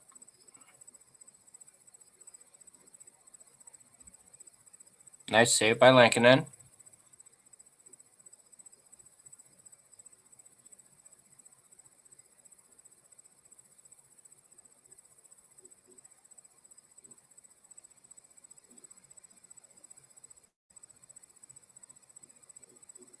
Geico. Over to Zizekas. Saved by Lankinen.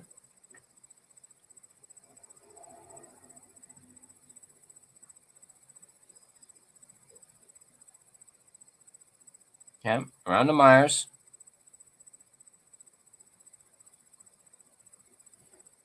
Statcom dumps it in.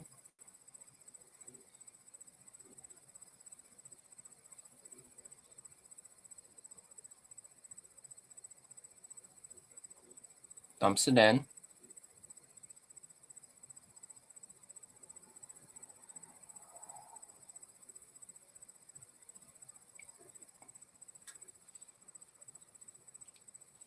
Kane's got to be careful there. Arnott shoots it down.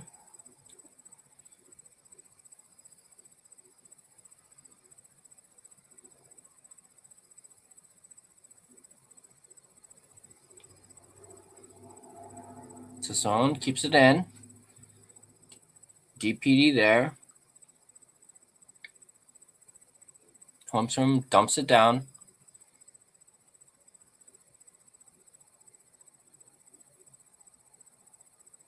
Arnott dumps it down.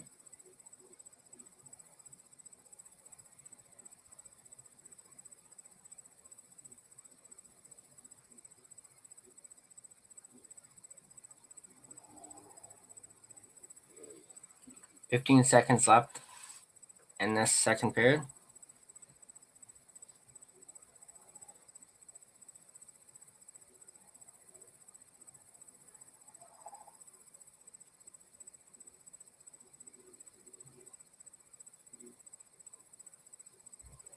That's the end of the second period. Ooh.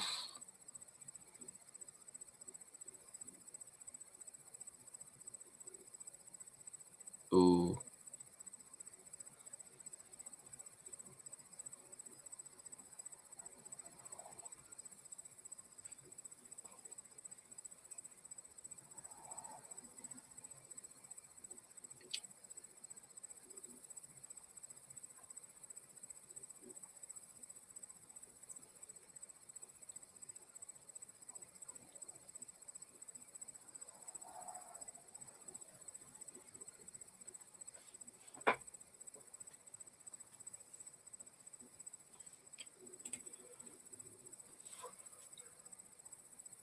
I feel I'm not around recently as much because I've honestly started to skip games. It's been kind of sad knowing a big fan.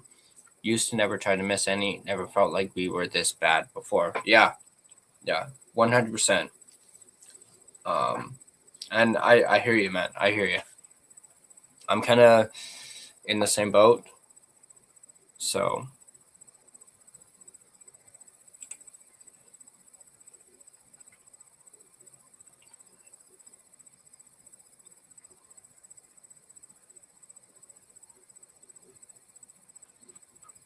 all right. Let's see if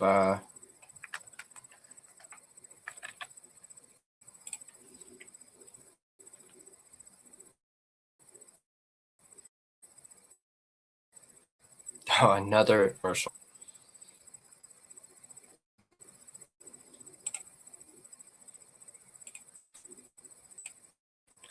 Let's look at this article while we're in the.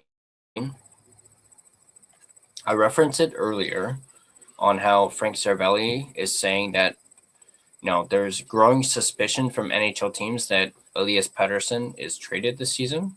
So let's take a look at this article here. Bring this up.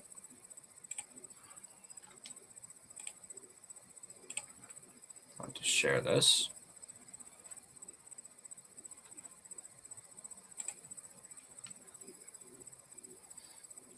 So there you go. Cervelli growing suspicion from NHL teams that Elias Pettersson is traded this season. Article written by Dylan Nazareth.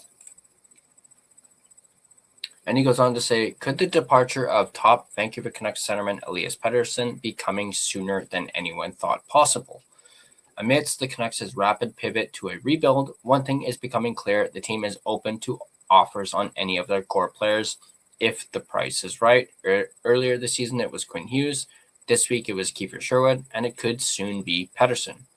Joining Sportsnet 590 The Fan on Monday, NHL insider Frank Cervelli reported that teams across the league believe Pettersson could be traded this season and potentially soon. I think there's definitely a growing suspicion from teams that an Elias Pettersson trade happens this year. There are some thinking maybe even before the Olympics. Cervelli said, that feels kind of quick, but the Canucks have been in the spot where they're ready and willing to consider anything and everything pretty much throughout the course of the organization. The NHL's Olympic roster freeze begins on February 4th, meaning if the Canucks really are keen on getting something done before then, they have just over 2 weeks. As the Canucks' first-line center, Pettersson is obviously a key piece for the team, and at 27 years old, he's hardly past his prime. But the once 100-point player has seen a rapid decline in his stat line over the past few seasons. So far this year, he has 29 points in 40 games. Cervelli added later on Sportsnet 650's Canucks Central that he believes the return in a Pettersson trade would be better than what the Canucks got for JT Miller, which is making the team consider a move. On Sportsnet, he expanded on the market situation that is making Pettersson such a valuable asset. Look at the deals signed for Dvorak and Wenberg, $5.15 million for Dvorak and $6 million for Wenberg. Cervelli said, all of a sudden you turn around and you look at Elias Pettersson and you say, if we believe this is a guy we can rejuvenate, get his career going with a change of scenery, all of a sudden $11.6 million a year doesn't sound like a crazy risk profile. Cervelli noted the Carolina Hurricanes as one of a handful of teams calling the Canucks right now, with the overwhelming interest being another reason to look into moving Pettersson. Of course, the Swedish forward holds a full no-movement clause, so he would have to approve of any deal Vancouver makes. Later in the day, Cervelli went on Oilers Now and said that teams are beating down the Canucks' door for Pettersson and added that there has been real and significant interest in Pettersson over the last 10 days.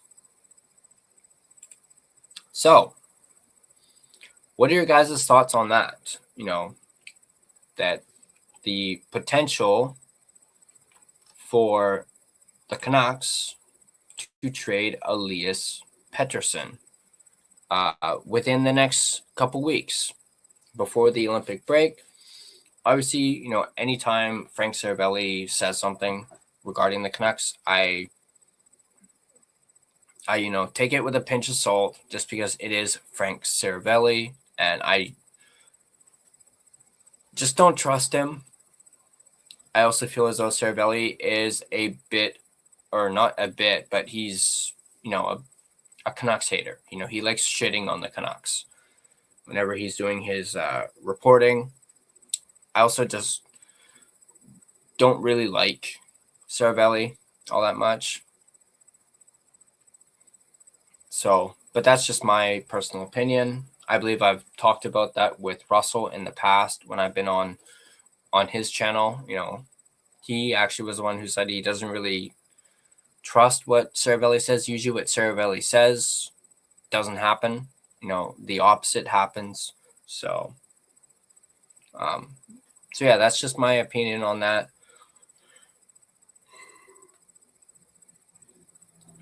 Excuse me. Sorry about that. But no, I just don't. I don't see it happening in the next 2 weeks. I also don't really see it happening at all. Like I said, Pettersson has got that no move clause. He will decide if he goes. And it seems like Pettersson is wanting to stay. He's fine with a rebuild. He's willing to go through a rebuild, and that I think that is very telling. I know, Canuck fans, he needs to start producing like an $11.6 million player. We've been saying it for the last couple of seasons, but, you also got to surround him with wingers that help him out as well. And they haven't been able to really do that. If they gave him wingers that can help set him up or vice versa, be a lot better. And, with the young guys in the pipeline, you also want a guy like Pettersson as a veteran. I know he's a bit of a loner and not really I don't want to say not a team guy, but obviously, he's quiet, he doesn't really, talk. He's not much of a talker, but the one thing that I'm worried about is if we trade Pettersson, he's going to start lighting it up. And then the Canucks are going to be like, it's going to bite them in the ass. That is my concern with trading Pettersson. And also on top of that, you'll have people basically go on and say, you traded Horvat, you traded Miller, and now you traded Pettersson. It's going to make this organization look pretty dumb. And it's going to be, mind-blowing if that ends up actually happening. So, but that's, again, just my own personal opinion on it.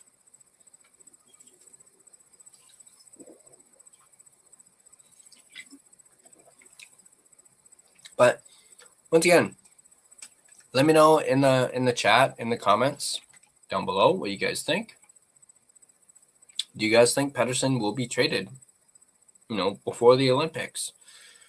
Go ahead and sound off. Let me know in the comments and in the live chat as we wait for the third period to start.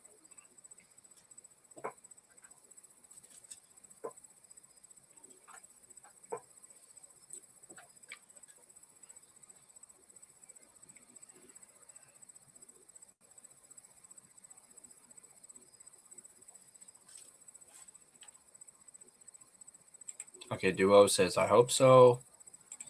I really want him to leave because I believe he's the culture problem. That's fair. That's very fair. Very fair. No heart, no grit, no desire to win. He just wants to collect a paycheck. Guys like JT wanted to win, and he had problems with him. I mean, it's not all on Pettersson with the whole, PD JT thing. But at the same time, obviously, PD didn't come into camp in shape, and that rubbed JT wrong, the wrong way, and it rubbed a lot of his teammates the wrong way, especially considering this was right after he signed that $11.6 million contract.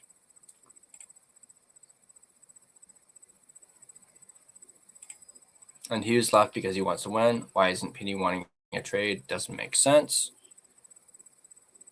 Fair. He's comfortable with playing under no pressure here, and that's what he wants. Again, all fair points. I know they got Tyson Berry on the intermission right now, just talking about the Sherwood trade.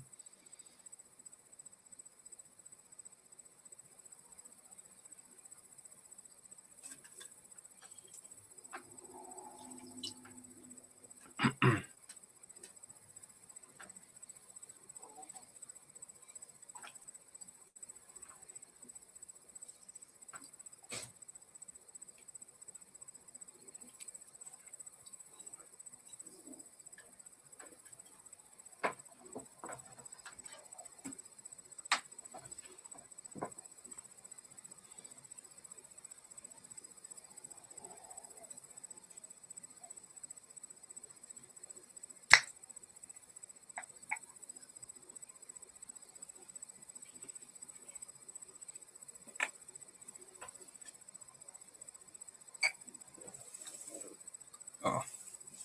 Ooh.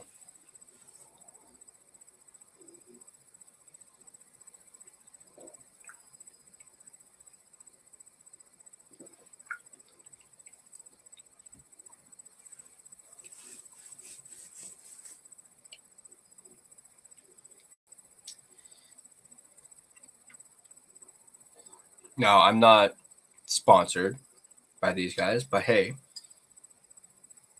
I wouldn't be opposed to being sponsored by these guys. But have you guys had these Calypsos? These things are really, really good. Honestly, this is the Island Wave lemonade. They have a blue raspberry one, and I absolutely love the blue raspberry one. It's so good, but this one's pretty darn good. And oops, I forgot to shake it. Oh well.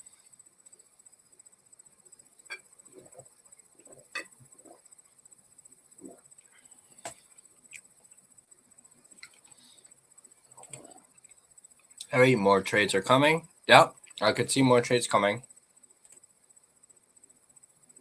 Sadly to say for vets, yeah.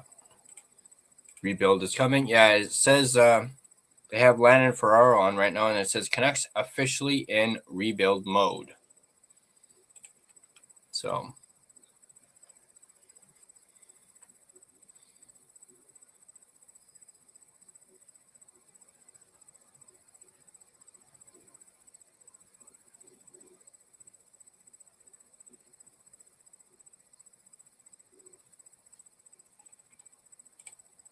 who's next on getting traded?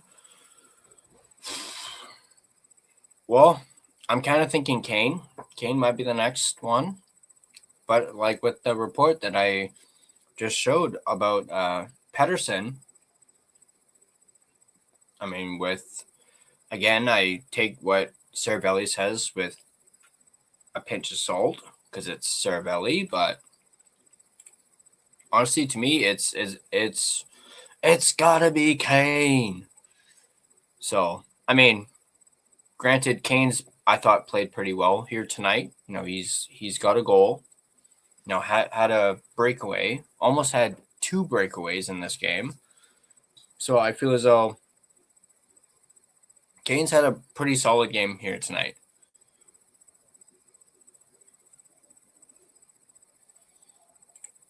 Instead of trading 1 player at a time, why not 2 players or 3 players? Well, a lot of their players, remember, have no move clauses or no trade clauses. So, and Rick Dollywall even mentioned that when we had him on the podcast. He even said it's difficult for the Canucks to make trades because a lot of the guys that they're trying to sell, or a lot of their players, have no move clauses and no trade clauses because management handed them out like they were candy on Halloween. You got guys like Myers, who has a no trade clause. DeBrusque has a no move clause. Petey has a no move clause. Hronek has a no move clause. And so on.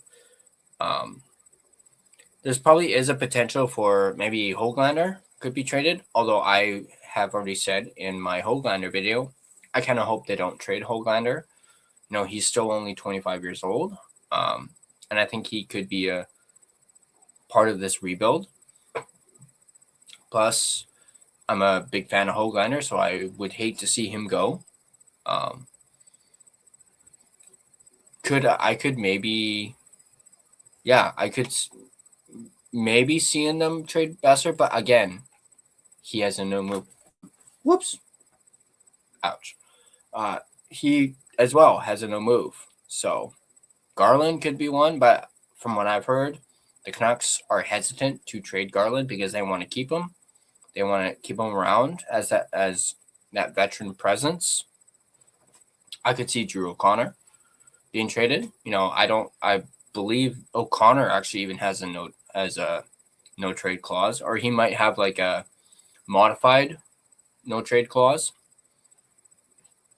Marcus Pedersen has I'm not sure if he has any trade protection, but he's somebody who I've mentioned that they could trade. Lankinen has a no move for the first 2 years of his deal, so he has a no move. Demko, yeah, you could trade for him. You could trade him, but what team is going to want a guy like Demko who can't stay healthy? Plus his no move, both his extension and I believe a no move clause that I believe he has in his upcoming contract doesn't kick in until July. So yeah, you could possibly trade Demko. Maybe you could trade Hedl if you could get anything for him. But the likelihood of that is probably slim. Maybe Bluger. Bluger is probably another one that they could trade because he is a pending UFA. So maybe you could trade Kane and Bluger. But obviously, we're waiting on Bluger's return to the lineup, which hopefully will be Wednesday against the Capitals. So he was obviously a game time decision tonight, and obviously he wasn't good enough to go. I would like to say that a lot of their younger guys are they're not open to trading. Like Baines and all that, all those guys, they're probably not keen on trading them. Yeah, Forbort is probably another one that they could maybe trade, but apparently it sounds like Forbort might be done for the season, according to Alvin.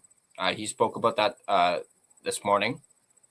So, but he didn't rule out Forbort playing this season, but he did say there could be a chance that Forbort misses the entirety of the season.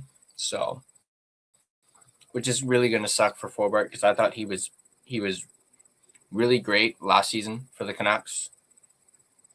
But the third period is about to begin. So here we go. They're about to drop the puck.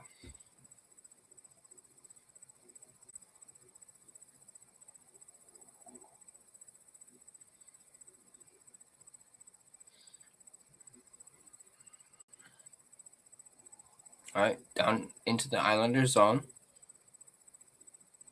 Canucks with it.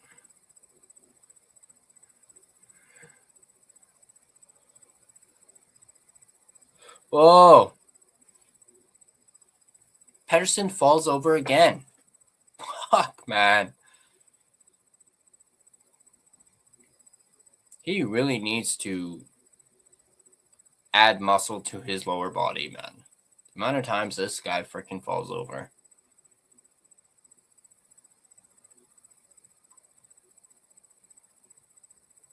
Canucks battling with it, just behind the net there. Vander Kane, and I believe that's David Camp. O'Connor in there too. Kane kicks the puck out.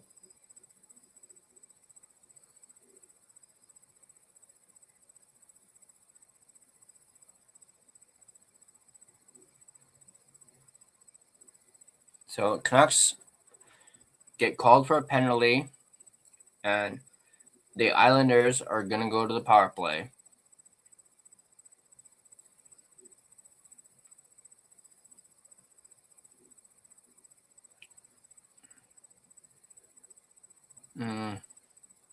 Okay.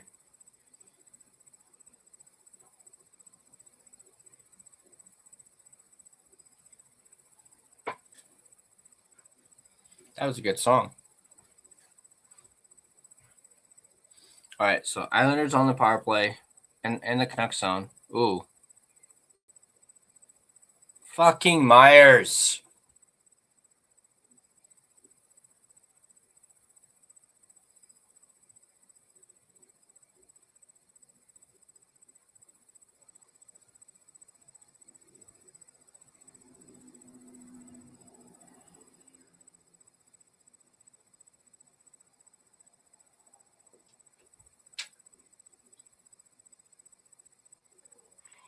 Myers, what are you doing? You fucking dumbass.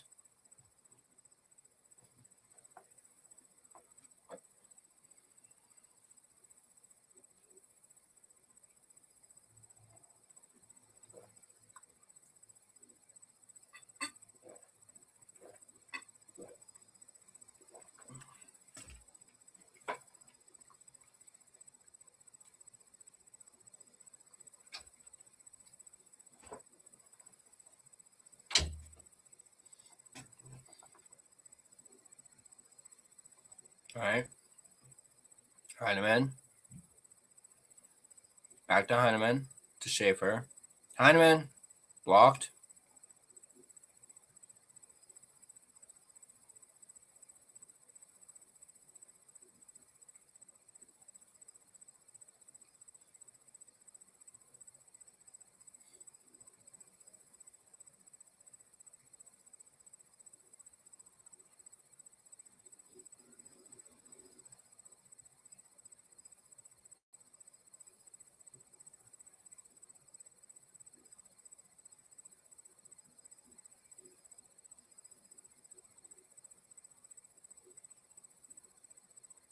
Nice save by Lankinen.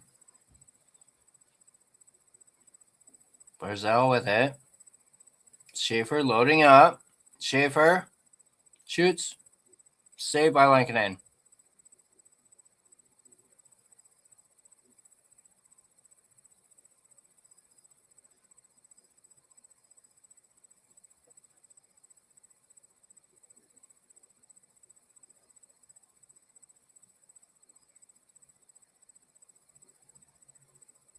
to Barzal.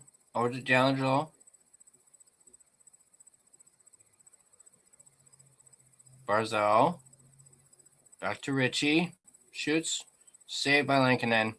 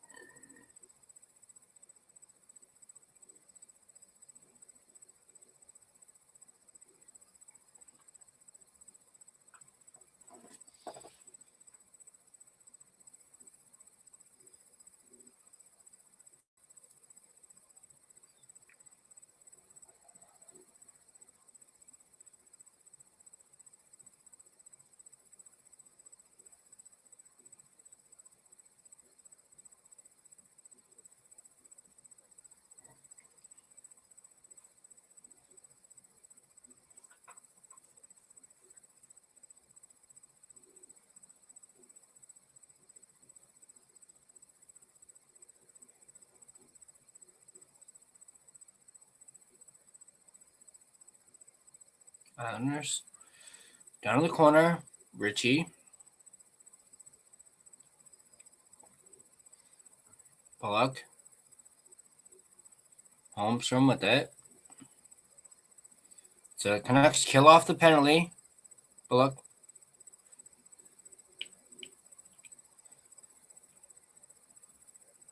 Garland with it.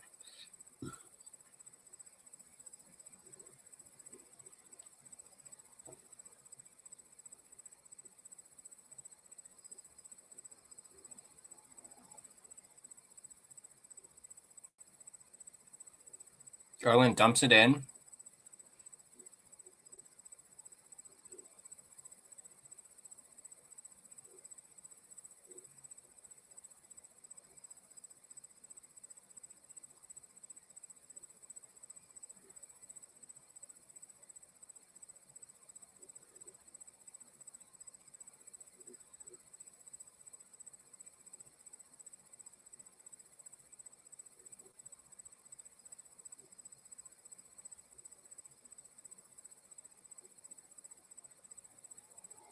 Canucks bring it up. Kane over Camp.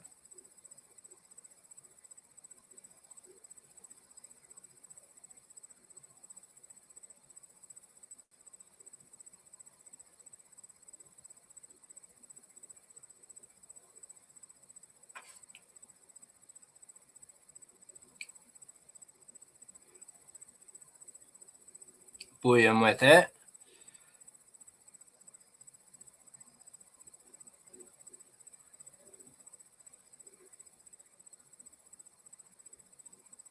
William with it. Dump down.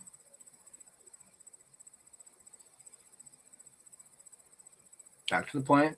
William. Out of play.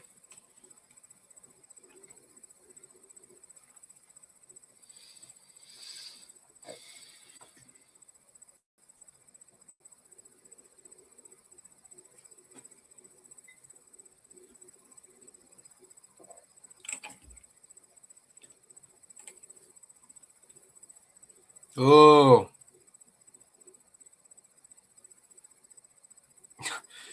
Kane chipped himself.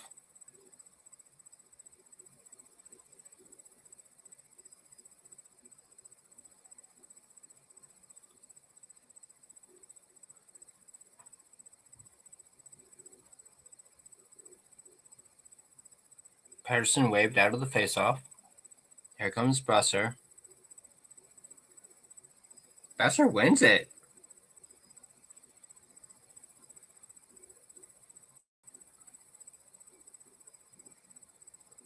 Puck down. It's going to be icing.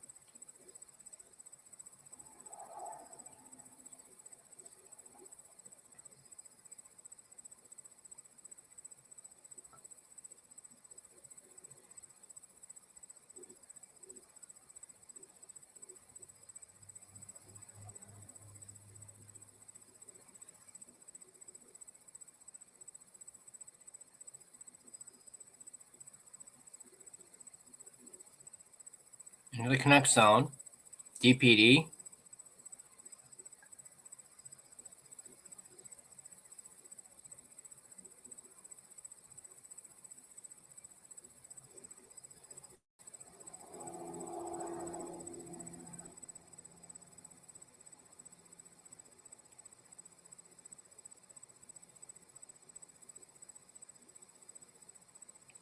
Here comes Pedersen.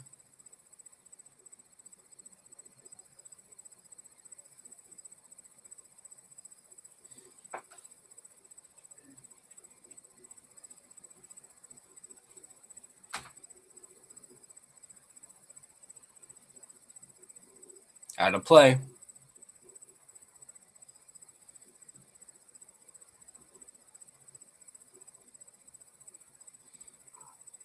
"13 minutes and 36 seconds left in the third period. Islanders still up 3-2.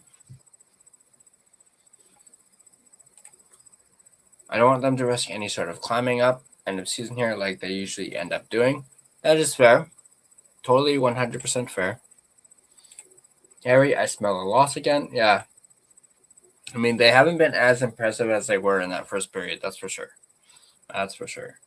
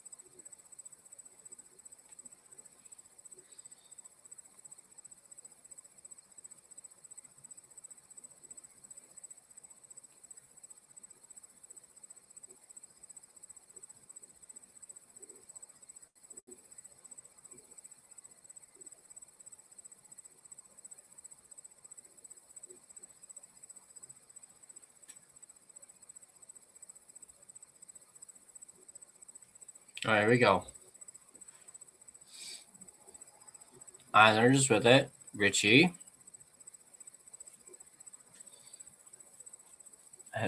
Here's Heineman with it. Back to Pulock. Stopped by Lankinen.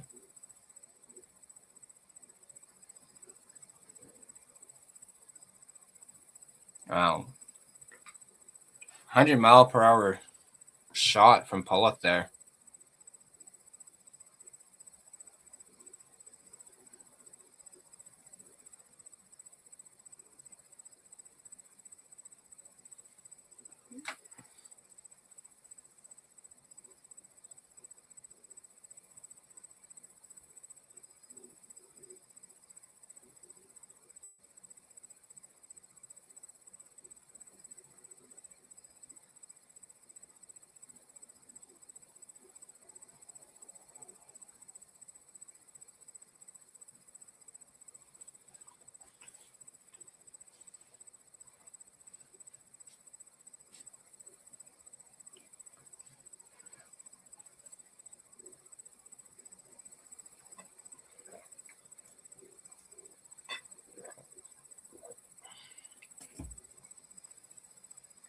Back down to the ice. Next, 0 for 1 on the power play here.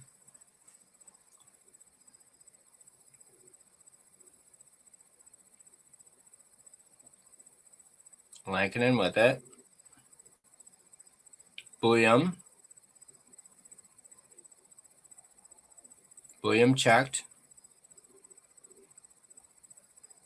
Over to DeBrusk.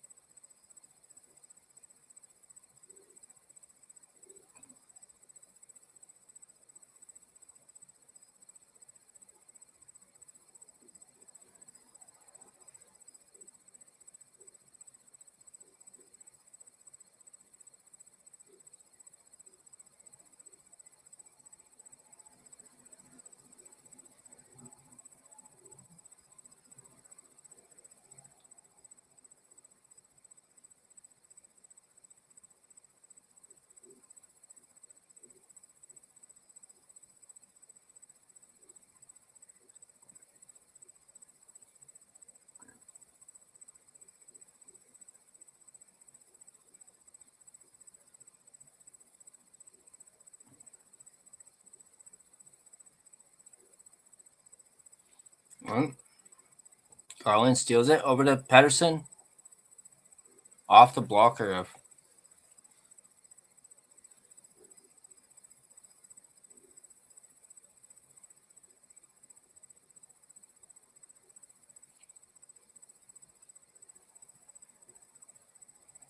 man, Schaefer.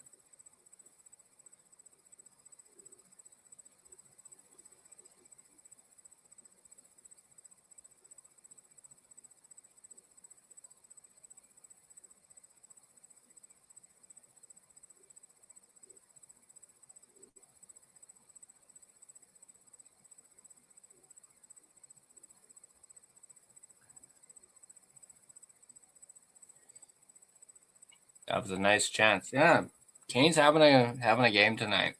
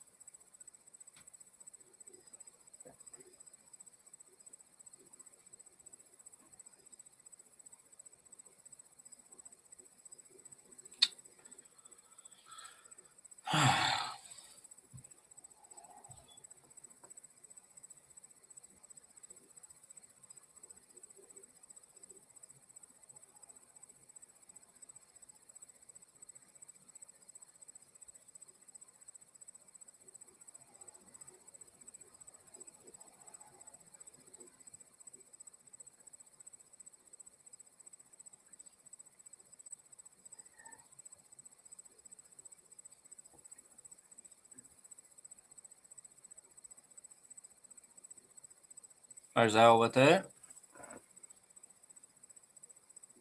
I believe that's D'Angelo. Drop pass for Barzal.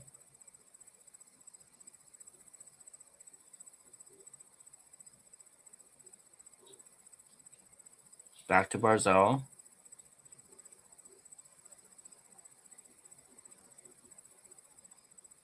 Back to the point. Barzal to Lee. Fuck.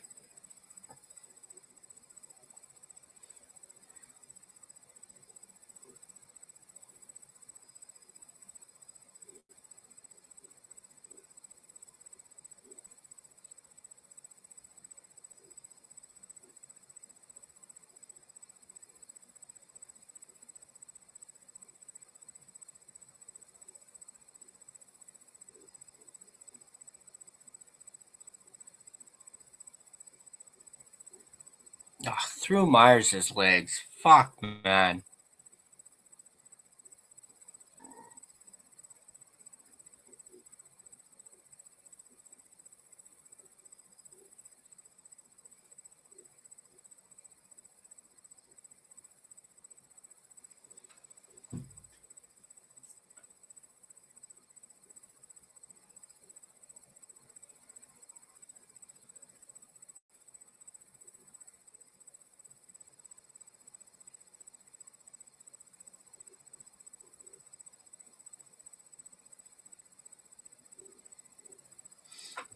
All right, Pedersen up to Niels Höglander. Puck back down to the Vancouver end.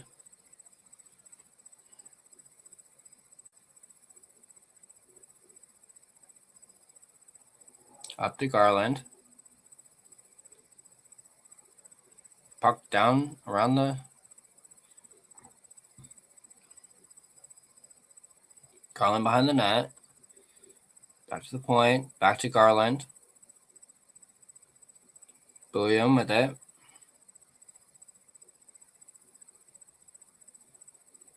It's rough. Man.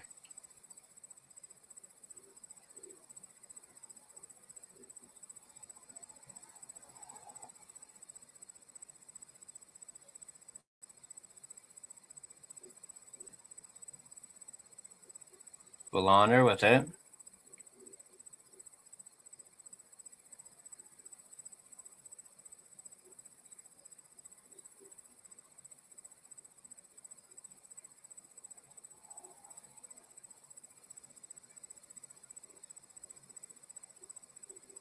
See that? PD gave a stick off to William.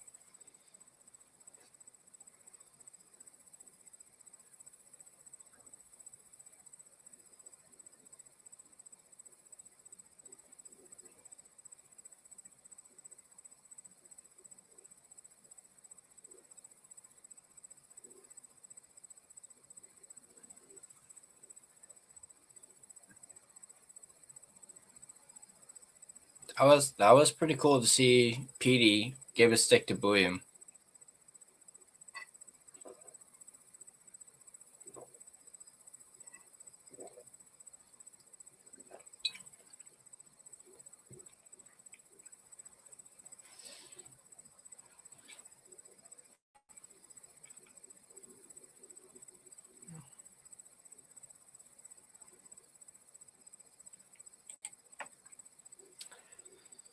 Harry, you might be onto something there, buddy. After that goal. Team commander. Let's keep tanking. Let's keep tanking. What do? We tank.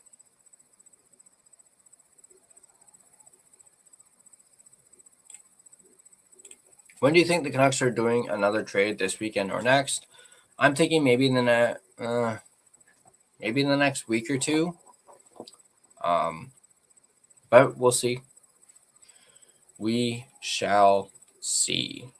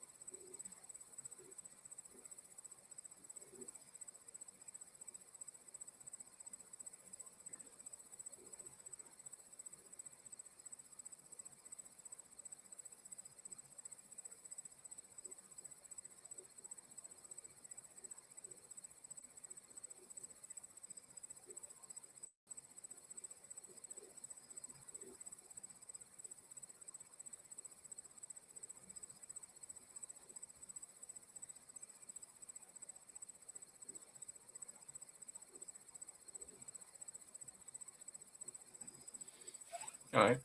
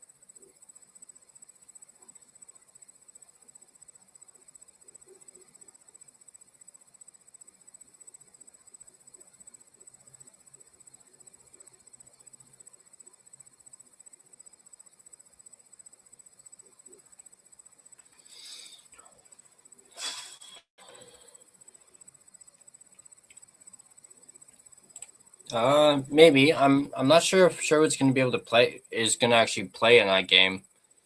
As remember, he's still injured, so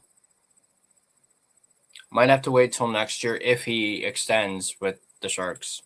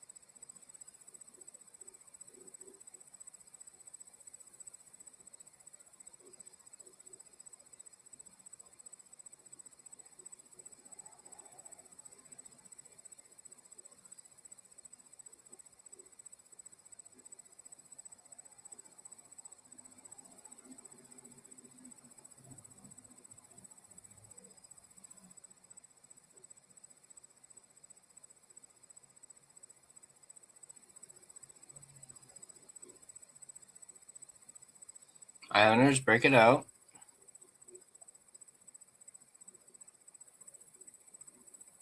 William with it. Ratu.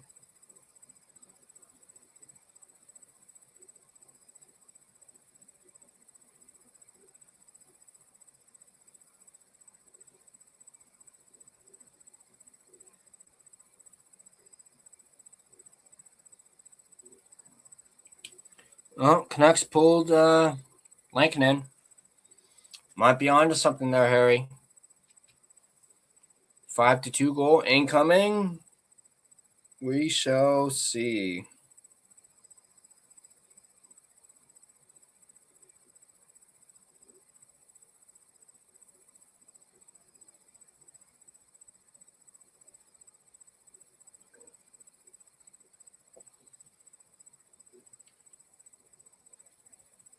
All right.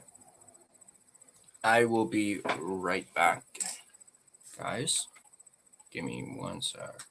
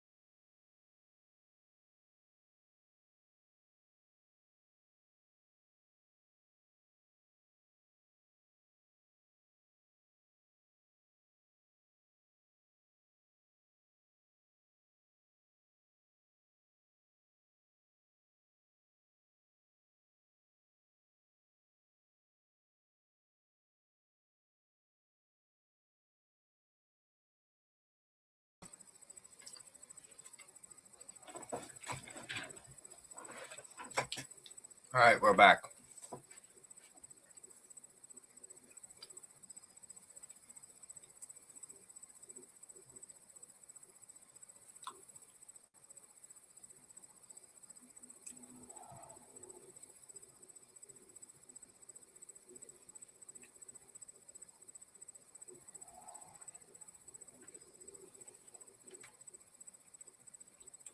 Thanks, buddy. Yeah, I've got my dinner just sitting here, and I don't want to eat and commentate at the same time.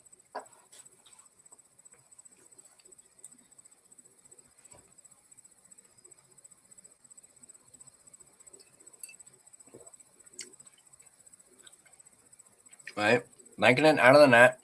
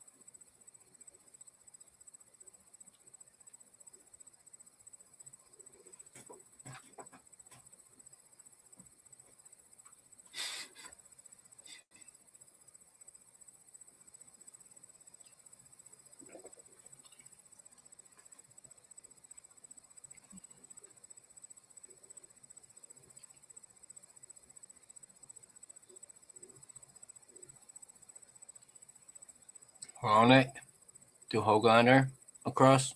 William.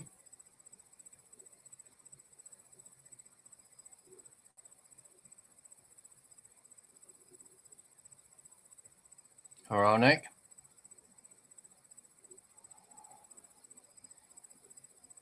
That was a nice chance from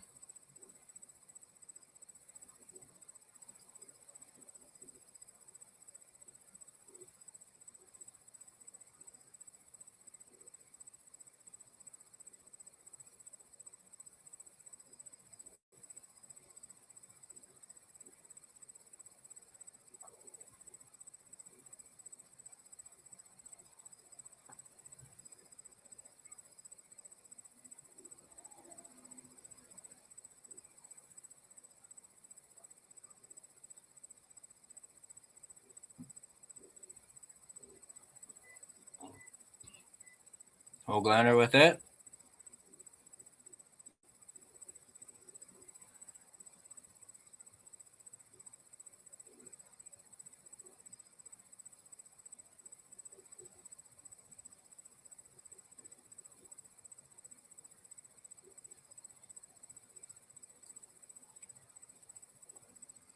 Hronek. Ooh. One-timer from Petey.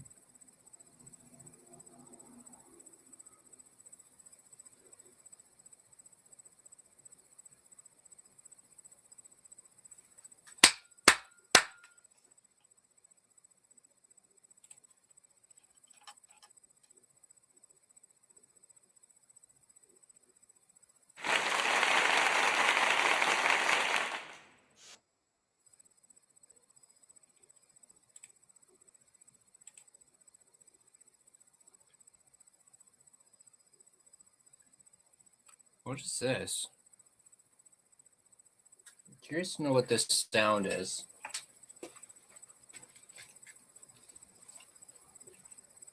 Here, I'm going to test something out here, guys.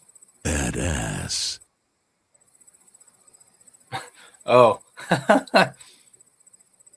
Badass. Oh, that's terrible.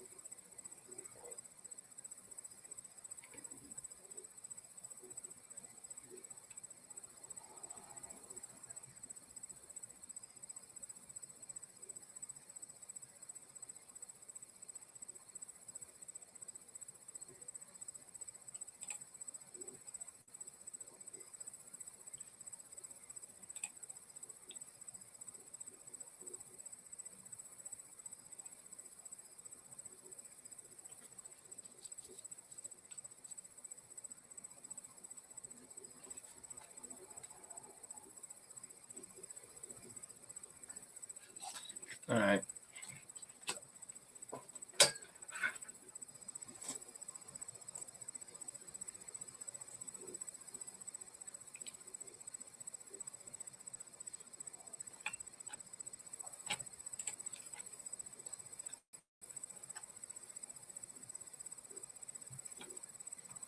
Oh, come on. That was a good tune they had going on there. All right, here we go. Who is that, O'Connor?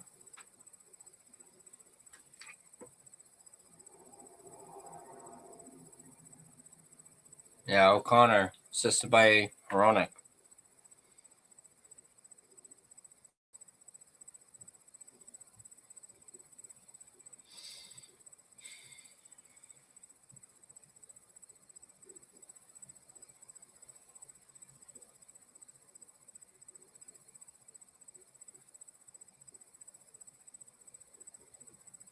Hoglander to William to Hronek to Elias Pettersson.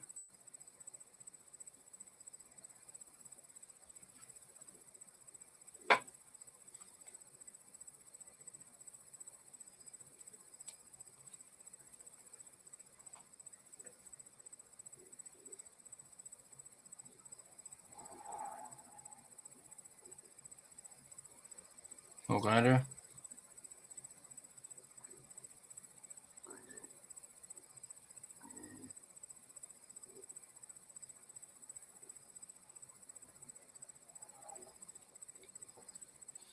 Final minute.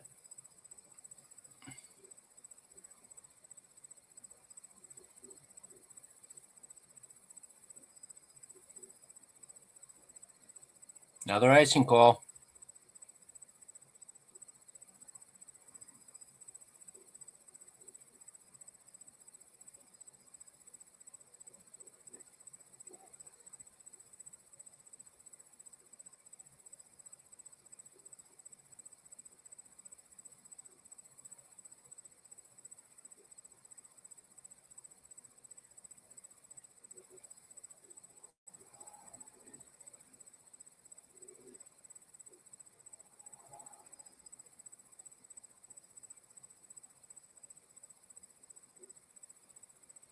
Point Besser.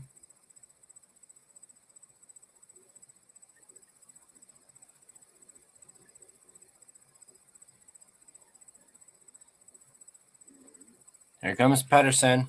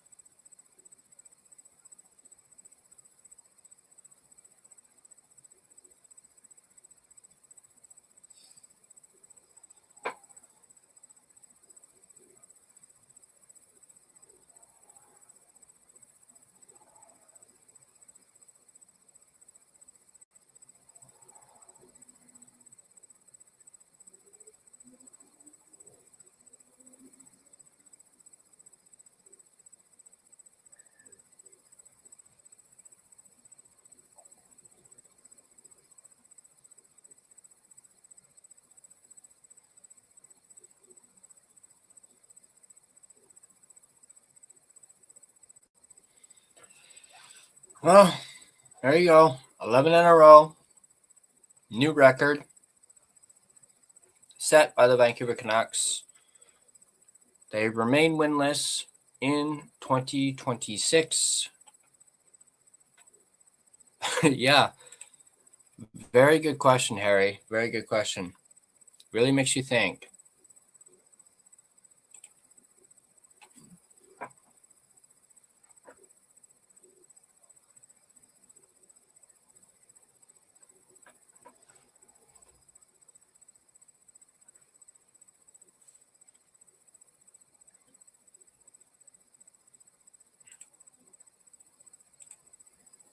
Even black skate jerseys don't work. And yeah, they're wearing them for the next 2 games. So this will be like what? 4 games in a row? They're wearing the black skate? Yeesh.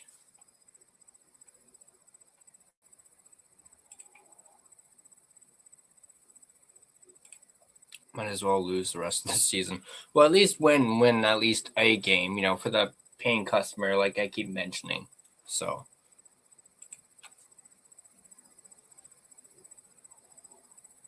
But let me know your guys' thoughts on this game. I think I'm actually going to wrap up this live stream. I'm not sure if I'm going to do a post game. I got some stuff I got to do tonight. So, are you going to the January 27th game? No, I'm not going to any upcoming games. But, although it's not going to be the 27th, but I'm still waiting on the details for it. But Wednesday, so the day after, I will be doing a collaboration with a San Jose Sharks podcast on the network. Still trying to figure out, the exact date and a time, but I will be making an appearance on the Frostbitten podcast. I believe, actually, let me look at what the YouTube channel name is. No, it's Shark City Hockey, Frostbitten, Zero Chill. I will be making an appearance on that podcast. It's going to be my first collaboration within the network, so I'm very much looking forward to that.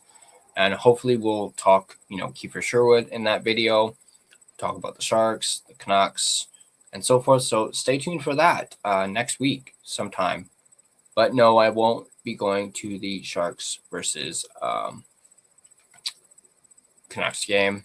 And it's not necessarily Sherwood returning, Harry. Remember, he's still injured. They said he could be injured from 1 to 3 weeks. So I'm pretty sure Sherwood won't be playing against us next week as he's still injured. I mean, he might try, but there's very, very unlikely that he's going to be playing next week. So There he is, Swervin Irvin, the newest mod, or actually, I should say the first ever mod. And look at that, his name's even blue.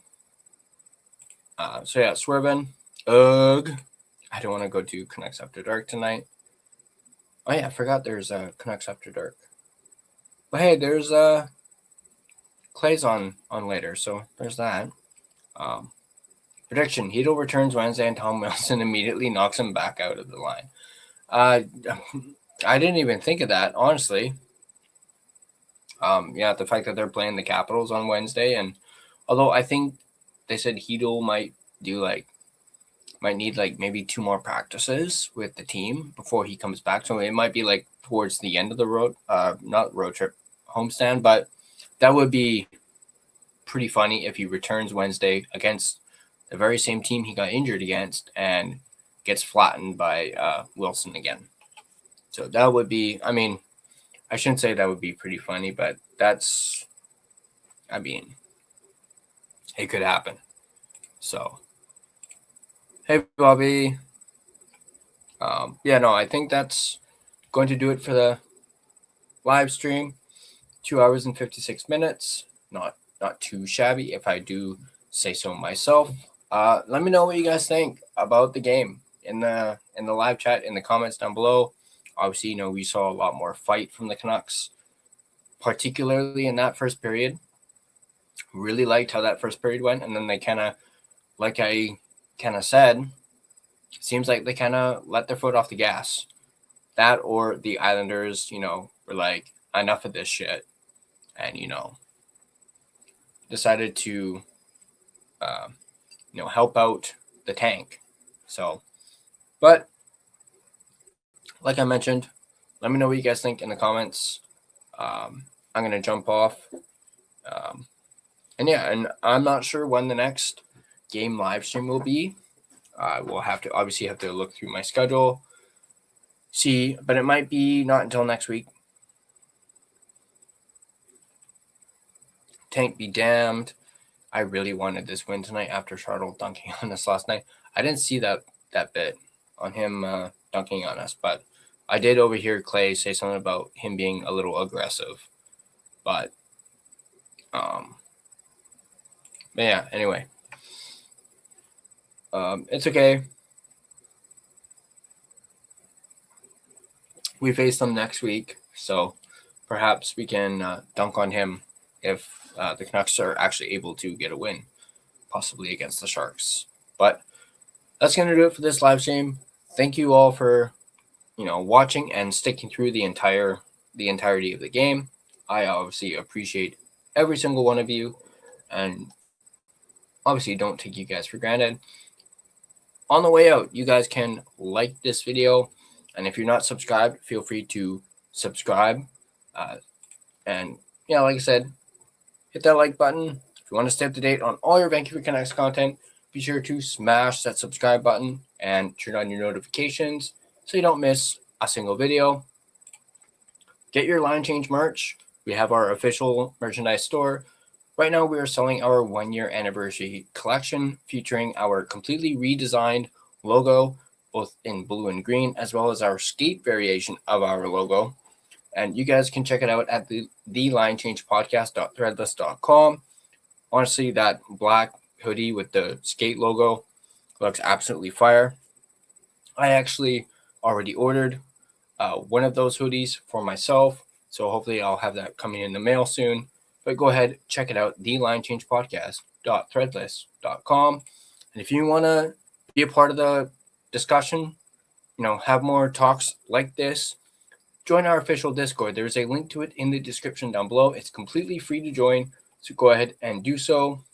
You can find us on social media: Facebook, Instagram, X, TikTok, Blue Sky. We're everywhere. Feel free to give us a follow on all of our social media platforms. Speaking of platforms, if you prefer an audio version of this podcast, you can find us on both Spotify and Apple Podcasts. On Spotify, feel free to give us a follow, as well as rate and review us on either platform. Also, if you have a favorite episode that you absolutely loved and want to watch over and over again, feel free to download said episode and any other favorite episodes of yours. That can also help out the podcast. And obviously, it is very greatly appreciated that you guys do so. But that's going to do it for me. And I guess I will end off by saying, let's keep tanking. Let's keep tanking. Do, do, do, do, do, do. I'll catch you guys next time.